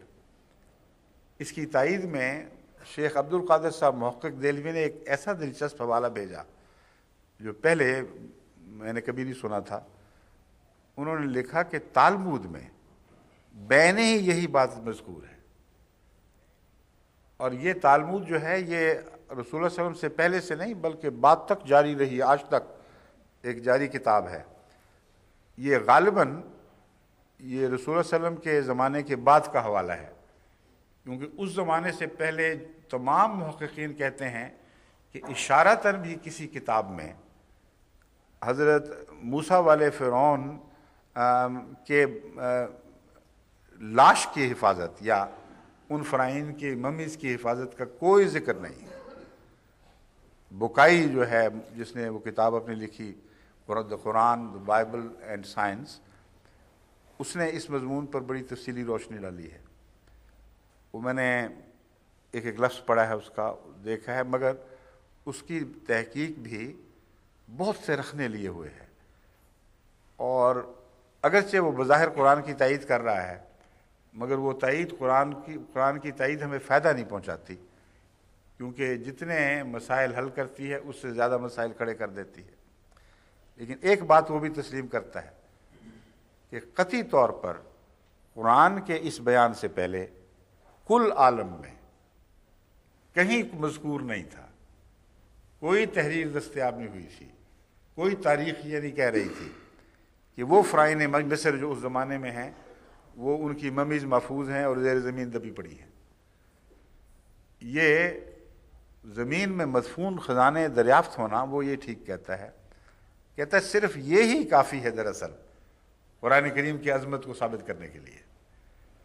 اگرچہ وہ فرعون نہ بھی ملے تب بھی یہ قرآن کا دعویٰ کہ وہ فرعون ان فرعین میں سے ہے جن کو محفوظ رکھا جائے گا، اور اس زمانے میں جو قریب کا زمانہ ہے ان فرعین کی لاشیں دستیاب ہو جائیں، ممیز ان کی مل جائیں، یہ بہت بڑا اعجاز ہے۔ مگر یہ اعجاز اگر ثابت ہو گیا تو اگلا بھی ضرور ثابت ہوگا، یہ بحث ہے، اور لازماً ہمیں اس فرعون کی نشاندہی کے لیے قرآن کریم میں مواد ملنا چاہیے۔ وہ اپنی لا علمی کی وجہ سے یہ دعویٰ کر بیٹھا ہے کہ بائبل میں تو مذکور ہیں کچھ اشارے، مگر قرآن کریم سے مطالعہ سے فرعون کی نشاندہی ممکن نہیں، حالانکہ جس قطعیت کے ساتھ قرآن کریم کے ارشادات میں فرعون کی نشاندہی کا مواد موجود ہے اتنا دنیا کی کسی کتاب میں نہیں ہے۔ میں اس مضمون پر آؤں گا، اور اس کی روشنی میں ابھی تک یہی عقیدہ رکھتا ہوں کہ وہ رمسیس سیکنڈ تھا اور کوئی نہیں تھا، اور باقی سب قصے ہیں۔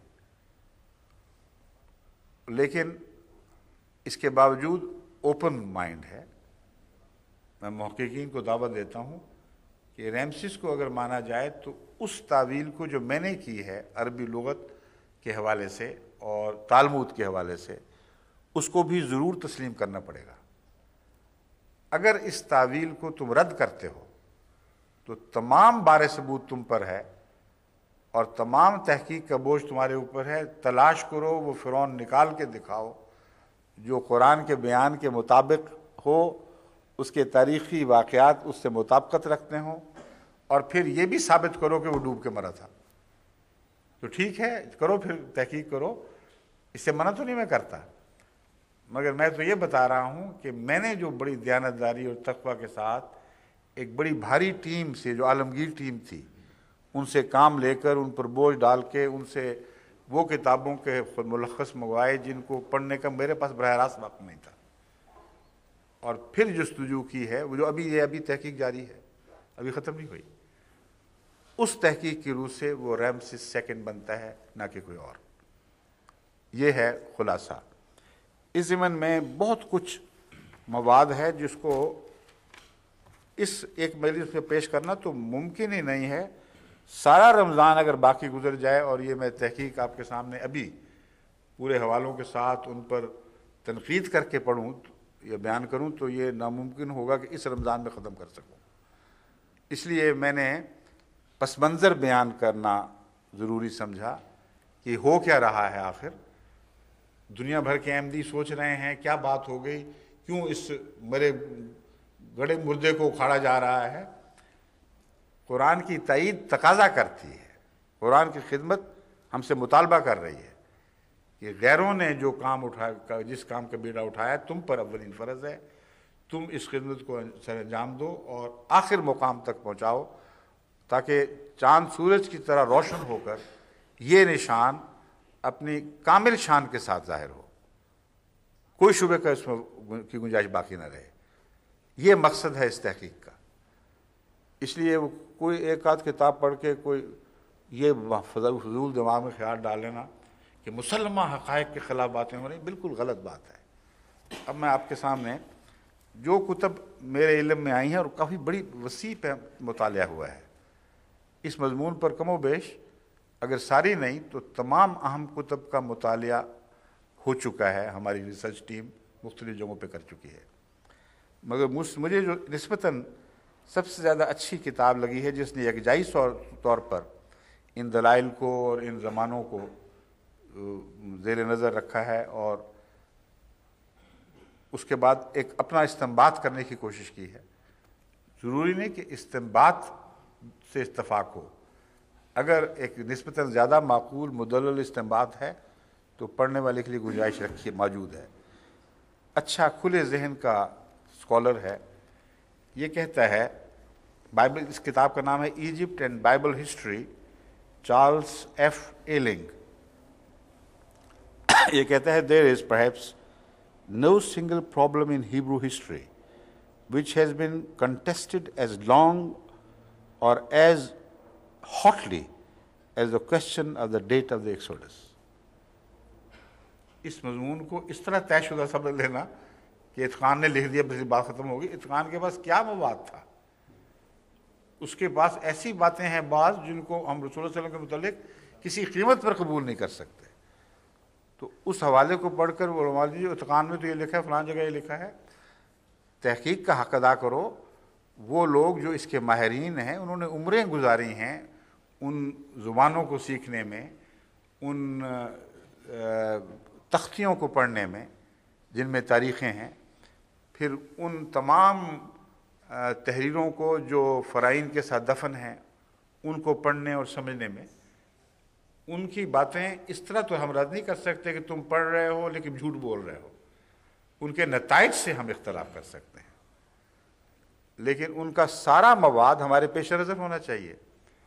اور اس کے علاوہ جیسا کہ میں نے بیان کیا تھا, لازم ہے کہ احمدی محققین کی ایک ٹیم تیار کی جائے, خواہ 50 سال لگ جائیں اس کو, مگر چھوڑنا نہیں اس بات کو. وہ آج نہیں تو کل مزید تحقیق کریں گے اور انشاءاللہ تعالی اس مضمون میں جو قرآن ہم سے خدمت کا تقاضا کرتا ہے اس کا حق ادا کیا جائے گا. اس کتاب میں یہ لکھتا ہے, there is perhaps no single problem in Hebrew history which has been contested as long or as hotly as the question of the date of Exodus. پھر آخر پہ کہتا ہے, we will however survey the major positions on this issue held by 20th century scholars and present what we believe to be sound arguments for the so-called early date. یہ early date ایک ہے, ایک late date ہے, ایک middle date ہے. یہ 3 امکانات ہیں جن پر یہ ساری بحث گھوم پھر رہی ہے. اس لیے یہ خیال کر لینا کہ تحقیق قطعی طور پر آخری نتیجہ ظاہر کر چکی ہے, درست نہیں. فرائین مصر کی جن کی حضرت موسیٰ, جن کو حضرت موسیٰ کا زمانہ پانے کا امکان ہے, ان کی بحث میں علماء 200-300 سال آگے پیچھے کے امکانات پیش کرتے ہیں. بعض علماء ہیں جنہوں نے بائبل سے ڈیٹ لی ہے اپنی, اور بائبل کو حکم تسلیم کرتے ہوئے اس سے زمانہ طے کرنے کی کوشش کی، اس بات سے زمانہ طے کرنے کی کوشش کی ہے کہ ہیکل سلیمانی کے متعلق ہم جانتے ہیں وہ کس سن میں تعمیر ہوا ہے۔ اس سے پہلے حضرت یوسف تک کا زمانہ کیا ثابت ہوتا ہے، اور بعض دوسرے بائبل کے حوالوں میں جو حضرت موسیٰ کا ذکر ملتا ہے اس کو پیش نظر رکھا جائے تو اس سے کتنا پہلے بنتا ہے۔ اس طرح کے حسابات انہوں نے پیشدار سے کیے ہیں، لیکن سارے دھاگے یا ان کے کنارے بائبل کی کسی آیت سے باندھ کر پھر ایک اندازہ لگایا ہے کہ کس زمانے میں ہوا ہوگا۔ جو ارلیسٹ ڈیٹ بنتی ہے وہ ہے 966، جو ہیکل سلیمانی کی تعمیر کا سال تھا، جمع 480، گویا کہ 1446 سال پہلے۔ اور جب یہ 1446 سال پہلے یہ محققین کہہ دیتے ہیں ایک دفعہ بائبل کے حوالے سے تو بڑی مصیبت میں پھنس جاتے ہیں، کیونکہ وہ زمانہ اتنا پرانا ہے کہ حضرت یوسف کے قریب پہنچ جاتا ہے، تو پھر حضرت موسیٰ کی نہیں، حضرت یوسف کی ٹکر ہوئی ہوگی اس سے، ورنہ پھر حضرت یوسف کو دھکیل کر حضرت ابراہیم کے زمانے میں پہنچانا پڑتا ہے۔ تو یہ تفصیلی بحث ہے، میں اس کا صرف خلاصہ بیان کر رہا ہوں۔ وہ پھر نام اور لیتے ہیں اس زمانے کے ان فرائین کے ساتھ، نہ بائبل کا مضمون بقیہ مضمون اطلاق ان پر، نہ بائبل کا مضمون اطلاق پا سکتا ہے، نہ قرآن کریم کا مضمون اطلاق پا سکتا ہے۔ تو جب نئی نئی تھیریز آیا کرتی تھیں، بڑی مشہور ہو جاتی تھیں، محققین اس زمانے میں لکھتے تھے اس کی تائید میں۔ کوئی کتاب لاہور کی یا کسی اور لائبریری میں پڑھی ہو اس زمانے کی، کسی نے نکال کے پڑھ لی، انہوں نے کہا یہ تو ثابت ہو گیا، تو محققین نے باقاعدہ دیکھ کر یہ بتا دیا ہے۔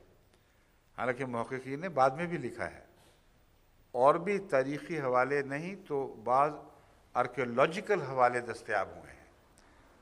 چنانچہ محققین کی جو بعد کی کھیپ ہے، انہوں نے جب دیکھا کہ اس ایجپٹ کے آرکیولوجیکل فائنڈز میں، یعنی ازمنہ قدیمہ کی جستجو کے مضمون میں جو دبے ہوئے نشانات ملا کرتے ہیں، ان میں حضرت موسیٰ اور اس فرعون کا کوئی ذکر نہیں ملتا، تو انہوں نے پھر فلسطین کی طرف رخ کیا، اور فلسطین کے اندر جو دبے ہوئے پرانے تاریخی شواہد ملتے ہیں ان کے حوالے سے بات کی، تو انہوں نے بہت قریب تر زمانہ کر دیا، بعید کی بجائے یہ ثابت کیا کہ یہ جو آرکیولوجیکل فائنڈز ہیں یہ بتا رہے ہیں کہ یہ 1290 سے لے کر کچھ آگے تک، بعض 1300 کچھ تک کہتے ہیں، یہ وہ دور ہے جس میں یہ واقعہ ہوا ہوگا۔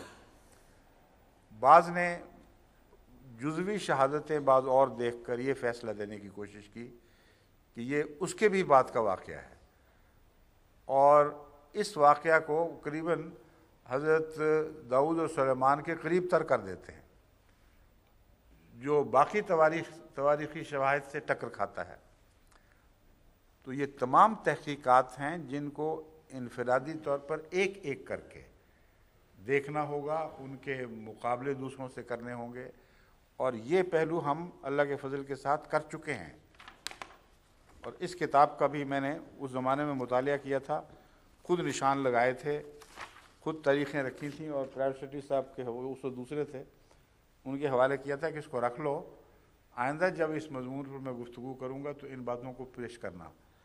تو وہ پہلے پرائیویٹ سیکرٹری صاحب کہیں دبا کے بھول گئے، اب شکر ہے یہ کل انہوں نے دریافت کر لی ہیں دوبارہ، کہیں یہ فائلیں دبی پڑی تھیں۔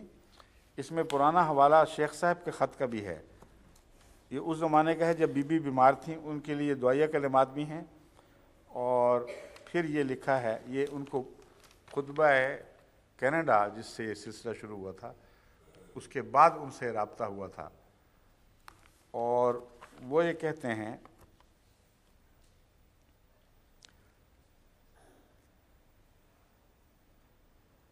انہوں نے کچھ تاخیر کی ہے اس مسئلے پر گفتگو، اپنا خیال ظاہر کرنے میں، بڑا لمبا عرصہ بیچارے پروسٹیٹ میں، پتھری میں اور شوگر میں مبتلا رہے۔ الحمدللہ اب کہتے ہیں ہومیوپیتھک علاج شروع کر دیا تھا، زخم پورے طور پر بند ہو گئے ہیں، میں صحت مند ہوں۔ اس عاجز نے حضور کو تالمود کا حوالہ بھجوایا تھا، انہوں نے مجھے بھجوایا تھا کہ فرعون ڈوب کر بچ گیا تھا۔ اس پر ایک اعتراض ہے کہ اگر وہ بالفرض ڈوبنے کے بعد 50 سال زندہ رہا تو وہ اپنی زندگی میں نشان تھا، قرآن کریم میں ہے بعد میں آنے والوں کے لیے نشان۔ حالانکہ یہ سمجھے نہیں ہیں، لمن خلفہ کا آیا میں اس زمانے میں جو پیچھے رہ گئے ہیں ان کے لیے بھی نشان ہے، اور جو بعد میں آنے والی نسلیں ہیں ان کے لیے بھی نشان ہے۔ تو خلفہ کا جس قوم کو وہ پیچھے چھوڑ آیا تھا وہ بھی دیکھیں گے کہ تمہارے دعوے ایمان کے سب جھوٹے ہیں، اور تم اسی طرح ایک مردہ کی یعنی روحانی مردے کی صورت میں، اگر یہ میرا یعنی وہ قبول کیا جائے کہ یہ امکان ہے کہ ڈوب کر بچ گیا ہو، تو پھر یہ ترجمہ بنے گا۔ اور جہاں تک بدن کی حفاظت کا تعلق ہے وہ ہمیشہ کے لیے ہے، وہ نشان تب بنتا ہے اگر بدن محفوظ ہو جائے اور آئندہ آنے والوں کے سامنے پیش کیا جائے۔ تو یہ آیت اپنے دونوں مطالب کے لحاظ سے پوری طرح حالات پر صادق آتی ہے، آ سکتی ہے کہنا چاہیے۔ اب میں آپ کو کچھ قرآن کریم کے اور بائبل کے حوالوں سے بتاتا ہوں کہ کیا بنتا ہے۔ کہاں ہیں وہ خلاصے نوٹس میرے جو تھے؟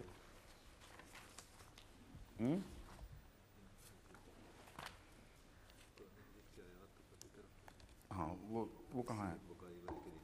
ٹھیک ہے، یہ ہیں، ٹھیک ہے۔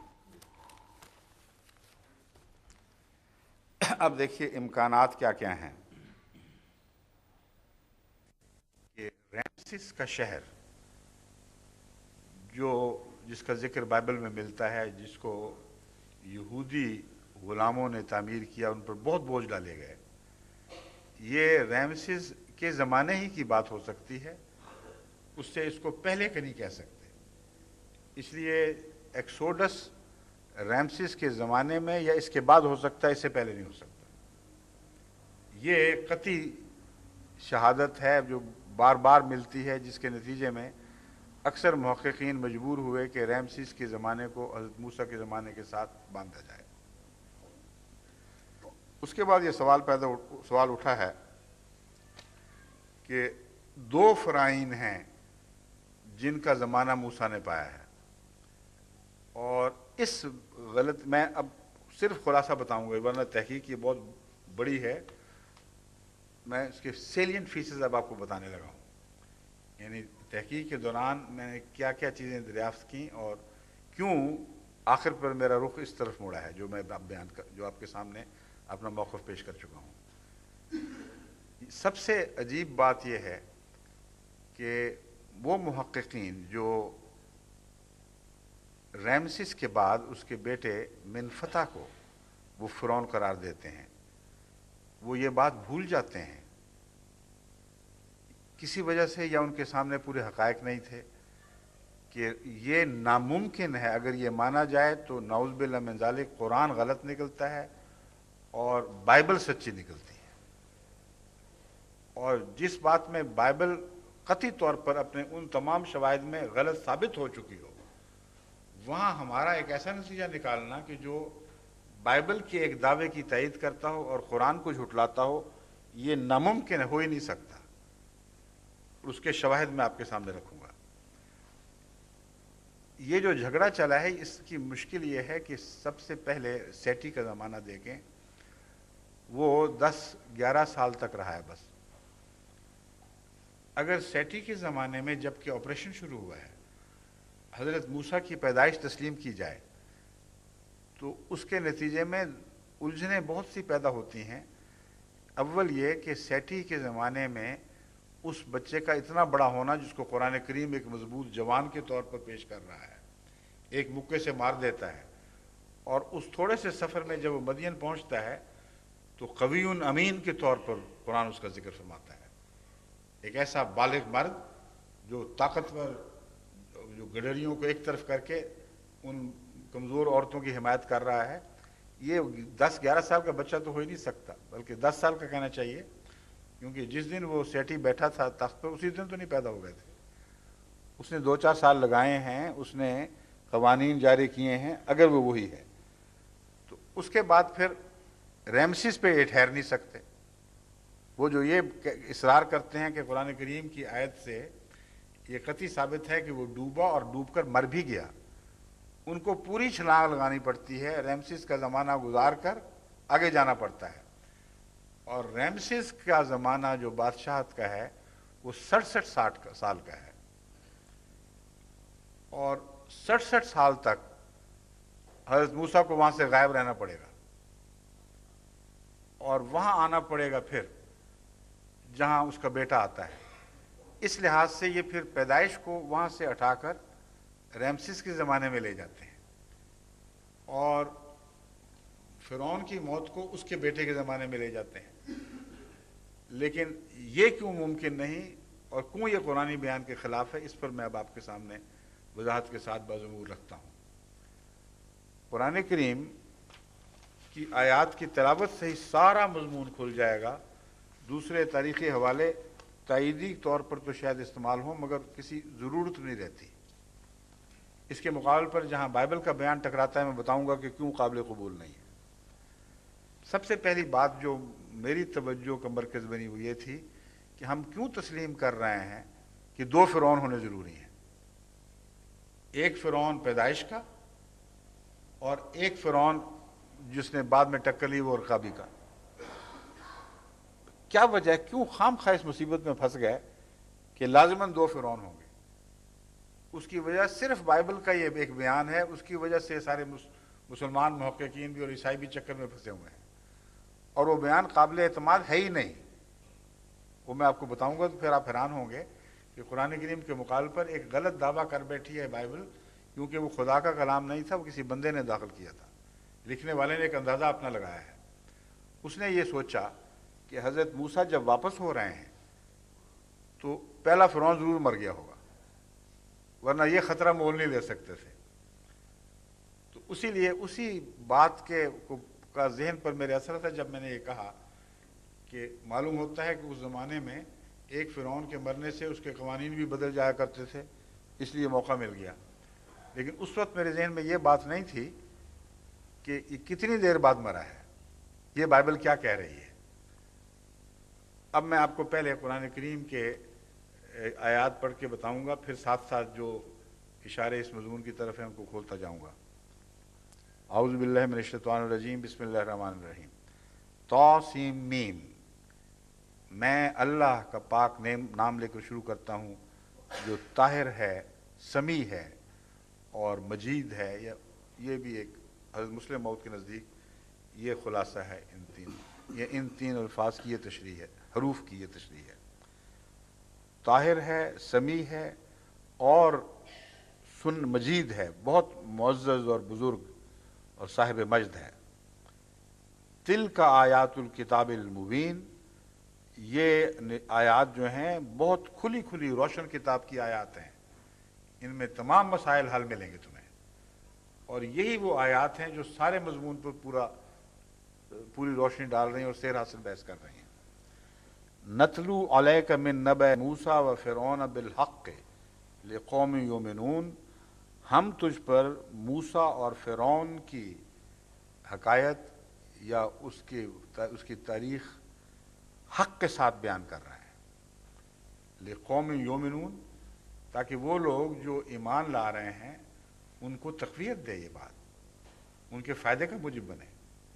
اس لیے اگر تم نے تقویت حاصل کرنی ہے اس مضمون میں، اختلافی معاملات میں، تو یہ آیات تمہاری مددگار ہوں گی. یہ خاص مومنوں کی حفاظت، ان کی تقویت کی خاطر نازل فرمائی جا رہی ہیں.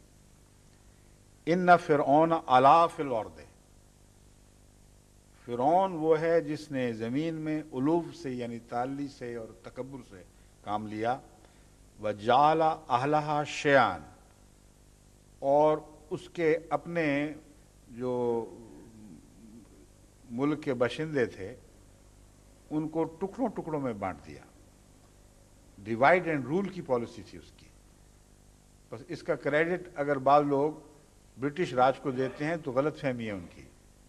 قرآن کریم کی روح سے یہ اس کا کریڈٹ اس فرعون کو ملتا ہے جس کے متعلق قرآن کریم اور بھی باتیں بیان کرتا ہے کہ غیر معمولی اپنے زمانے میں عظمت کا فرعون تھا. قتل کیف قدر، واہ واہ کمال کر گیا، خوب تدبیر کیا کرتا تھا، اس فرعون کی بات ہو رہی ہے۔ اب اس کا جو امیج قرآن بیان کر رہا ہے وہ اس کو پیش نظر رکھیں، پھر پیدائش اور موت کی باتیں بعد میں آئیں گی۔ وَجَعَلَ أَهْلَهَا شِيَعًا يَسْتَضْعِفُ طَائِفَةً مِّنْهُمْ، ان میں سے ایک گروہ کو، ساری پبلک کو نہیں، ان میں فرعون مصر کی قوم کے لوگ بھی تھے اور دوسرے قوم بھی آباد تھے، ان کو آپس میں تو بانٹا اور لڑایا، لیکن ان میں سے ایک گروہ کو خصوصیت کے ساتھ کمزور بنانے کا منصوبہ بنایا، اور ان میں سے ان کے بیٹوں کو ذبح کرتا تھا اور ان کی بیٹیوں کو زندہ رکھتا تھا۔ یعنی جیسا کہ ہمارے مفسرین خصوصاً حضرت مسلم موعود نے اس پر کافی سیر حاصل بحث فرمائی ہے کہ مراد ظاہری ذبح بھی لیا جاتا ہے کہ بیٹوں کو ذبح کرنے کا حکم دیا تھا کہ پہلے اونٹوں کو مارا جائے، تب خدا نے جوابی کارروائی سزا کی یہ فرمائی کہ ان کے بیٹے مارے گئے۔ لیکن یہ بحث ایک ضمنی ہے، میں یہاں بتانا چاہتا ہوں کہ یستضعف کی تفسیر بھی ہے۔ یہ کسی قوم کو اگر کمزور کرنا ہو تو ان کے مردانہ صفات لوگوں کو تو تباہ کر دو، ان سے کوئی رعایت نہ برتو، ان کو کوئی سہارا نہ دو، ان کو اپنے حال پر سسکتے کمزور ہونے کے لیے چھوڑ دو۔ اور جو کمزور زنانہ صفت، یہاں عورتوں کے خلاف کوئی بات نہیں، بلکہ فیمنن ایک کانسیپٹ ہے، جس کا مطلب ہے جو ایک غالب شخص کی بات کو قبول کر کے اس کے سامنے سر جھکا دیتے ہیں۔ اس کی قوم کے وہ لوگ جو تمہاری غلامی کا مزاج رکھتے ہیں ان کو اوپر لاؤ، اور ان کے نتیجے میں جو صاحب عزم لوگ ہیں ان کو ڈسٹرائے کر دو۔ یہ اس کی پالیسی بہت زبردست پالیسی تھی، اور بہت کوئی بڑے دماغ کا فرعون تھا، کوئی آرڈنری آدمی نہیں تھا۔ تبھی قرآن کریم ہر جگہ جب فرعون کا ذکر کرتا ہے تو اس کی دنیاوی عظمت اور تکبر کی وجوہات بھی بیان فرماتا ہے۔ انہ کان من المفسدین، وہ فسادی تھا، اس نے زمین میں لوگوں کو بانٹا اور کسی کو کمزور کیا، کسی کو بڑھایا، غلط صفات کو تقویت دی، اچھی صفات کو دبایا۔ یہ وہ فرعون ہے جو مفسد تھا۔ وَنُرِيدُ أَن نَمُنَّ عَلَى الَّذِينَ اسْتُضْعِفُوا فِي الْأَرْضِ وَنَجْعَلَهُمْ أَئِمَّةً وَنَجْعَلَهُمُ الْوَارِثِينَ، اور ہم یہ ارادہ کر چکے ہیں، ارادہ کرتے ہیں، اس کا اصل میں ماضی سے تعلق ہے، مگر نوریدو کا چونکہ مضمون مستقبل میں جاری رہنا تھا، اس لیے یہ نہیں فرمایا کہ ارادہ، بلکہ فرمایا ہم نوریدو، ہم یہ ارادہ رکھتے ہیں، ان نمن علی الذین استضعفوا، کہ جن لوگوں کو فرعون نے کمزور بنا دیا تھا، جو کمزور بنا دیے گئے، ان پر احسان فرمائے، فی الارض یعنی زمین میں، یعنی ملک میں، وَنَجْعَلَهُمْ أَئِمَّةً، اور ہم انہیں امام بنا دیں، وَنَجْعَلَهُمُ الْوَارِثِينَ، اور ہم انہیں مستقبل میں ان زمینوں کا، ان ملکوں کا وارث بنا دیں جن میں وہ کمزور کیے گئے۔ اب یہ بتاتا ہے کہ یہ فیصلہ کوئی آنن فانن جاری ہونے والا فیصلہ نہیں تھا۔ خدا نے فرعون کے اس ظلم کے نتیجے میں بنی اسرائیل سے ایک خاص احسان کا فیصلہ فرمایا، جس کا اکثر پورا ہونے کا وقت بعد میں آنا تھا۔ اس لیے مستقبل کے حوالے سے بات شروع ہو گئی ہے۔ پہلے الا فی الارض کے لحاظ سے ماضی کی باتیں ہو رہی ہیں، اب ایک ایسا مضمون ہے تائید بنی اسرائیل کا جو آئندہ زمانوں پر پھیلا پڑا ہے، اس لیے قرآن کریم یہاں ماضی کے حوالے کی بجائے ایک مستقبل کا حوالہ دیتا ہے، یعنی مضارعہ کا فعل استعمال فرما رہا ہے۔ وَنُمَكِّنَ لَهُمْ، یہ وہی چل رہا ہے، فی الارض، اور یہ بھی ہم نے فیصلہ فرما لیا تھا کہ ان کو زمین میں تمکنت عطا کریں گے۔ وَنُرِيَ فِرْعَوْنَ وَحَامَانَ وَجُنُودَهُمَا مِنْهُمْ مَا كَانُوا يَحْذَرُونَ، اور وہی فرعون جس کا ذکر چل رہا ہے، اس فرعون اور حامان کو اور اس کے لشکروں کو وہ دکھائیں گے جس کا وہ خوف رکھتے ہیں کہ کہیں موسیٰ کی باتیں پوری نہ ہو جائیں۔ اب یہاں کون سے دو فرعون کا ذکر ہے بتائیے؟ پیدائش کا فرعون اور تھا، اور یہ فرعون اور تھا، کوئی گنجائش ہی نہیں رہتی۔ قرآن کریم کسی دوسرے فرعون کا اشارتاً بھی ذکر نہیں فرما رہا، آغاز سے لے کر انجام تک ایک ہی فرعون ہے جس کی علو کی باتیں ہیں کہ وہ اس بنا پر اپنے آپ کو عالی شان سمجھتا تھا، بہت اسکیمیں بنانے والا ایسا فرعون تھا جس کو تاریخ میں ایک بہت بڑا مرتبہ عطا ہونا تھا، اور آج تک رامسیس سیکنڈ کے مقابل پر کوئی اور فرعون ثابت نہیں کر سکتا کہ اس شان کا فرعون ہو۔ ایک ماضی میں پہلے ایک فرعون پیدا ہوا تھا، اس کے تذکرے ملتے ہیں، لیکن اس کی تاریخ بڑی مبہم سی ہے اور کہانیوں میں زیادہ ہے بنسبت اس کے کہ حقائق میں ہو۔ اس فرعون کو تو تمام دنیا کے محققین سب سے بڑا، سب سے زیادہ متکبر، سب سے زیادہ علو حاصل کرنے والا فرعون قرار دیتے ہیں۔ تو قرآن کی یہ جو آیات ہیں یہ خود بخود کھول رہی ہیں مضمون، اس کا نقشہ بالکل واضح کر رہی ہیں، جو کسی اور دوسرے فرعون پر چسپائی نہیں ہو رہا، نہ ہو سکتا ہے۔ پھر فرماتا ہے وہ نمکن لہم فی الارض ونوری فرعون وہامان وجنودہما، حامان بھی اسی زمانے کا کوئی شخص ہے، اور ان کے لشکروں کو ہم اس طرح ہزیمت دیں گے۔ وَأَوْحَيْنَا إِلَىٰ أُمِّ مُوسَىٰ أَنْ أَرْضِعِيهِ، اب پیدائش کا زمانہ وہی زمانہ ہے، دیکھ لیں۔ اس فرعون کے اس فیصلے کے مقابل پر کہ بچے ذبح کیے جائیں گے، مرد لڑکے ذبح کیے جائیں گے، لڑکیاں باقی رکھی جائیں گی، یہ اس آیت کو طرف واپس لے جا رہا ہے مضمون۔ ہم نے اس کی جوابی کارروائی کیا فرمائی؟ فرمایا ہم نے کہا موسیٰ کی ماں کی طرف وہی فرمائی، ان ارضعیہ فاذا خفت علیہ فالقیہ فی الیم، یعنی پیدائش ہوتے ہی اس کو ڈبونے کا کوئی حکم نہیں تھا، اس کو دودھ پلانے کا حکم تھا ایک عرصے تک، ورنہ پھر اس کی واپسی ممکن نہیں تھی۔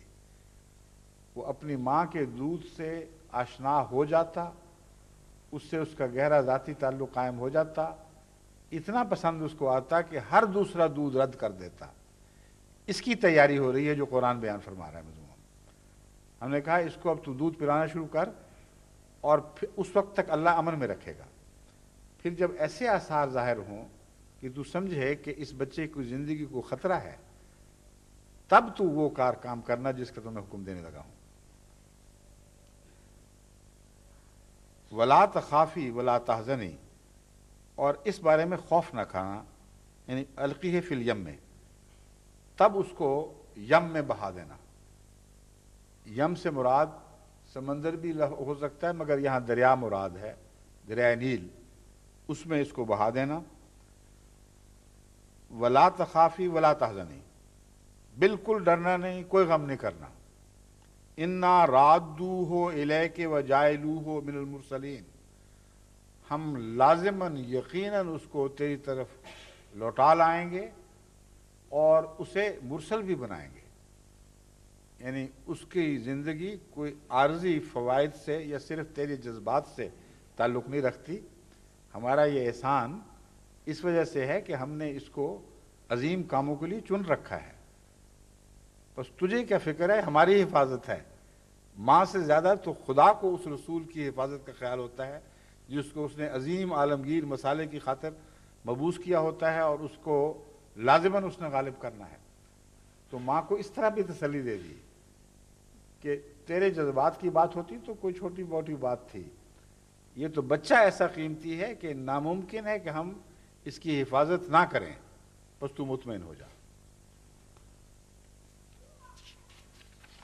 پھر اللہ تعالیٰ فرماتا ہے فَالْتَقَطَهُ آلُ فِرْعَوْنَ لِيَكُونَ لَهُمْ عَدُوًّا وَحَزَنًا، تو اسے آل فرعون نے اٹھا لیا۔ کیوں اٹھایا؟ پیشگوئی اسی فرعون کے متعلق ہے جو موجب بنا ہے اس کو بچانے کا۔ لِيَكُونَ لَهُمْ عَدُوًّا وَحَزَنًا، تاکہ وہ ان کے لیے عدو بنے اور ان کے غم کا موجب بنے۔ یعنی موسیٰ کی ماں کو کہا کہ تو غم نہ کر، اور وہ فرعون جس کے اہل نے ان کو بظاہر بچایا ہے اس کے متعلق فرمایا کہ اس فرعون اور اس کے آل، سارے اہل جتنے بھی ہیں، ان کے لیے اس نے دشمن بھی بننا تھا اور غم کا موجب بھی بننا تھا۔ ان فرعون و حامان و جنودہما کانوا خاطئین، پھر اسی فرعون کا ذکر ہے جس فرعون کے زمانے میں پیدا ہوئے ہیں، جس فرعون کے زمانے میں خدا کی یہ تقدیر جاری ہوئی ہے، اسی کا ذکر چل رہا ہے، اور فرمایا ہے کہ وہ خطا کار تھے، اس لیے ان کو سزا دینی تھی ہم نے۔ وقالت امرأۃ فرعون قرۃ عین لی ولک، اب پتہ چلتا ہے یہ وہی فرعون ہے جس کے گھر اس نے حضرت موسیٰ نے پرورش پائی۔ اور فرعون کی بیوی نے یہ کہا، اب یہاں آل کی بات نہیں ہو رہی، معلوم ہوتا ہے بائبل کی یہ بات درست ہے کہ اٹھانے والوں میں فرعون کی بیوی شامل نہیں تھی، بلکہ خاندان کے افراد تھے۔ اور قرآن کریم بھی اس وقت فرعون کے کسی بیٹے کی اطلاع نہیں دیتا، اور بائبل بھی کسی بیٹے کا ذکر نہیں کرتی بلکہ بیٹی کا ذکر کرتی ہے کہ بیٹی نے اس کو اٹھا لیا تھا، اور پھر وہ کہتی ہے بائبل کہ پھر بیٹی نے اپنا لیا۔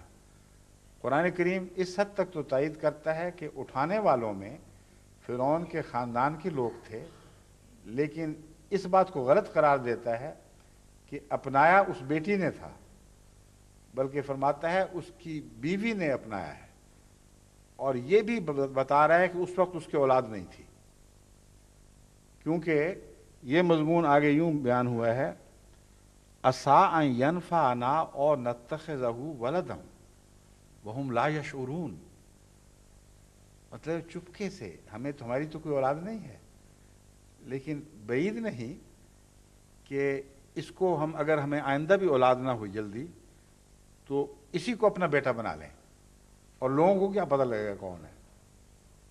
یہ بادشاہوں کے ساتھ ہمیشہ ہوتی آئی ہے، اس زمانے میں نوابوں کے ساتھ بھی یہی ہوا کرتا تھا، جس کا بیٹا نہیں ہوتا تھا کوشش کرتے تھے کہ جھوٹا حمل مشہور کر کے تو کسی اور کا بیٹا لے کے تو کسی جگہ بھیج دیا، اچھا ہاں بچہ پیدا ہو گیا، آ جاؤ واپس آ جاؤ۔ یہ کہانیاں جو ہیں یہ قدیم سے چلی آ رہی ہیں اور سچی ہیں۔ تو فرعون کی بیوی نے تو گواہی دے دی اس بات کی، فطرت کی عورت کی، کہ کوئی بات نہیں، کسی کا لے کے پال لیں گے، مشہور کر دیں گے کہ یہ ہمارا ہی ہے۔ یہ واقعہ بتا رہا ہے کہ فرعون کی بیوی تھی جس نے حضرت موسیٰ کو پالا، اور وہی فرعون ہے جس نے علا کیا ہے، وہی فرعون ہے جس کی حضرت موسیٰ سے ٹکر ہوئی ہے، اور کسی تیسرے فرعون کا کوئی ذکر نہیں۔ اگر حضرت موسیٰ کی پیدائش کو سیٹی کے زمانے میں منتقل کرتے ہیں اور اس کے بیٹے ریمسیس کو ایک دوسرا فرعون بتاتے ہیں جو بعد میں بہت بڑے بڑے عظیم کام کر گیا ہے، تو مشکل یہ پڑتی ہے کہ اس کا تو زمانہ 10 سال کا ہے صرف، اور جب حضرت موسیٰ پیدا ہوئے ہیں اس وقت ریمسیس کی عمر 29 سال تھی، ریمسیس سیکنڈ کی عمر 29 سال تھی۔ تو یہ باتیں تو اس ماں کو سجتی نہیں ہیں کہ ہم بیٹا بنا لیں اور کسی کو پتہ نہ لگے۔ اگر بیٹا ہوتا تو یہ کہتی کہ میں زائد بیٹا بنا لیں، تو یہ لا یشعرون والی بات نہیں کہہ سکتی تھی۔ قرآن کریم اتنا عظیم کلام ہے کہ باریک در باریک گوشوں پر روشنی ڈالتا چلا جاتا ہے، کسی اور کتاب کے احتیاج کے بغیر آپ اس سے پرانی تاریخ کو اثر نو تعمیر کر سکتے ہیں، جو عین عقل کے تقاضوں کے مطابق بنتی ہے۔ مگر آج چونکہ وقت زیادہ ہو گیا ہے، اس لیے انشاءاللہ باقی کل ہے نا وقت، کل یہیں سے شروع کریں گے، تاکہ یہ صرف کج بحثیوں کی باتیں نہ رہیں کہ اس نے لکھ دیا فلاں والا میں اس کا جواب دیتا پھروں۔ میرا یہ کام نہیں ہے کہ اس قسم کی چھوٹی چھوٹی کج بحثیوں میں مبتلا ہوں۔ میں تمام دنیا کی جماعت کی تربیت اور ان کے علم میں اضافے کی خاطر یہ مضمون قرآن کے حوالے سے اور تاریخ کے حوالے سے عمومی طور پر سمجھاؤں گا۔ اس کے بعد ہماری تحقیق جاری رہے گی۔ اگر کسی نے برعکس بات کرنی ہے تو تحقیق کا حق ادا کرے، اور محقق کی طرح تمام پہلوؤں کے ما لہ و ما علیہ جو حق میں باتیں ہیں اور جو خلاف باتیں ان پر غور کرے، پھر حوالوں سے تحقیق بھیجے، تو انشاءاللہ ضرور اس تحقیق کا مطالعہ کیا جائے گا، لیکن فیکسوں کے جواب اب نہیں آئیں گے۔ ایک خط لیجیے، فیکس نے تو بڑا ایک احسان بھی کیا، مصیبت بھی ڈالی ہوئی ہے۔ اچھا، السلام علیکم ورحمۃ اللہ.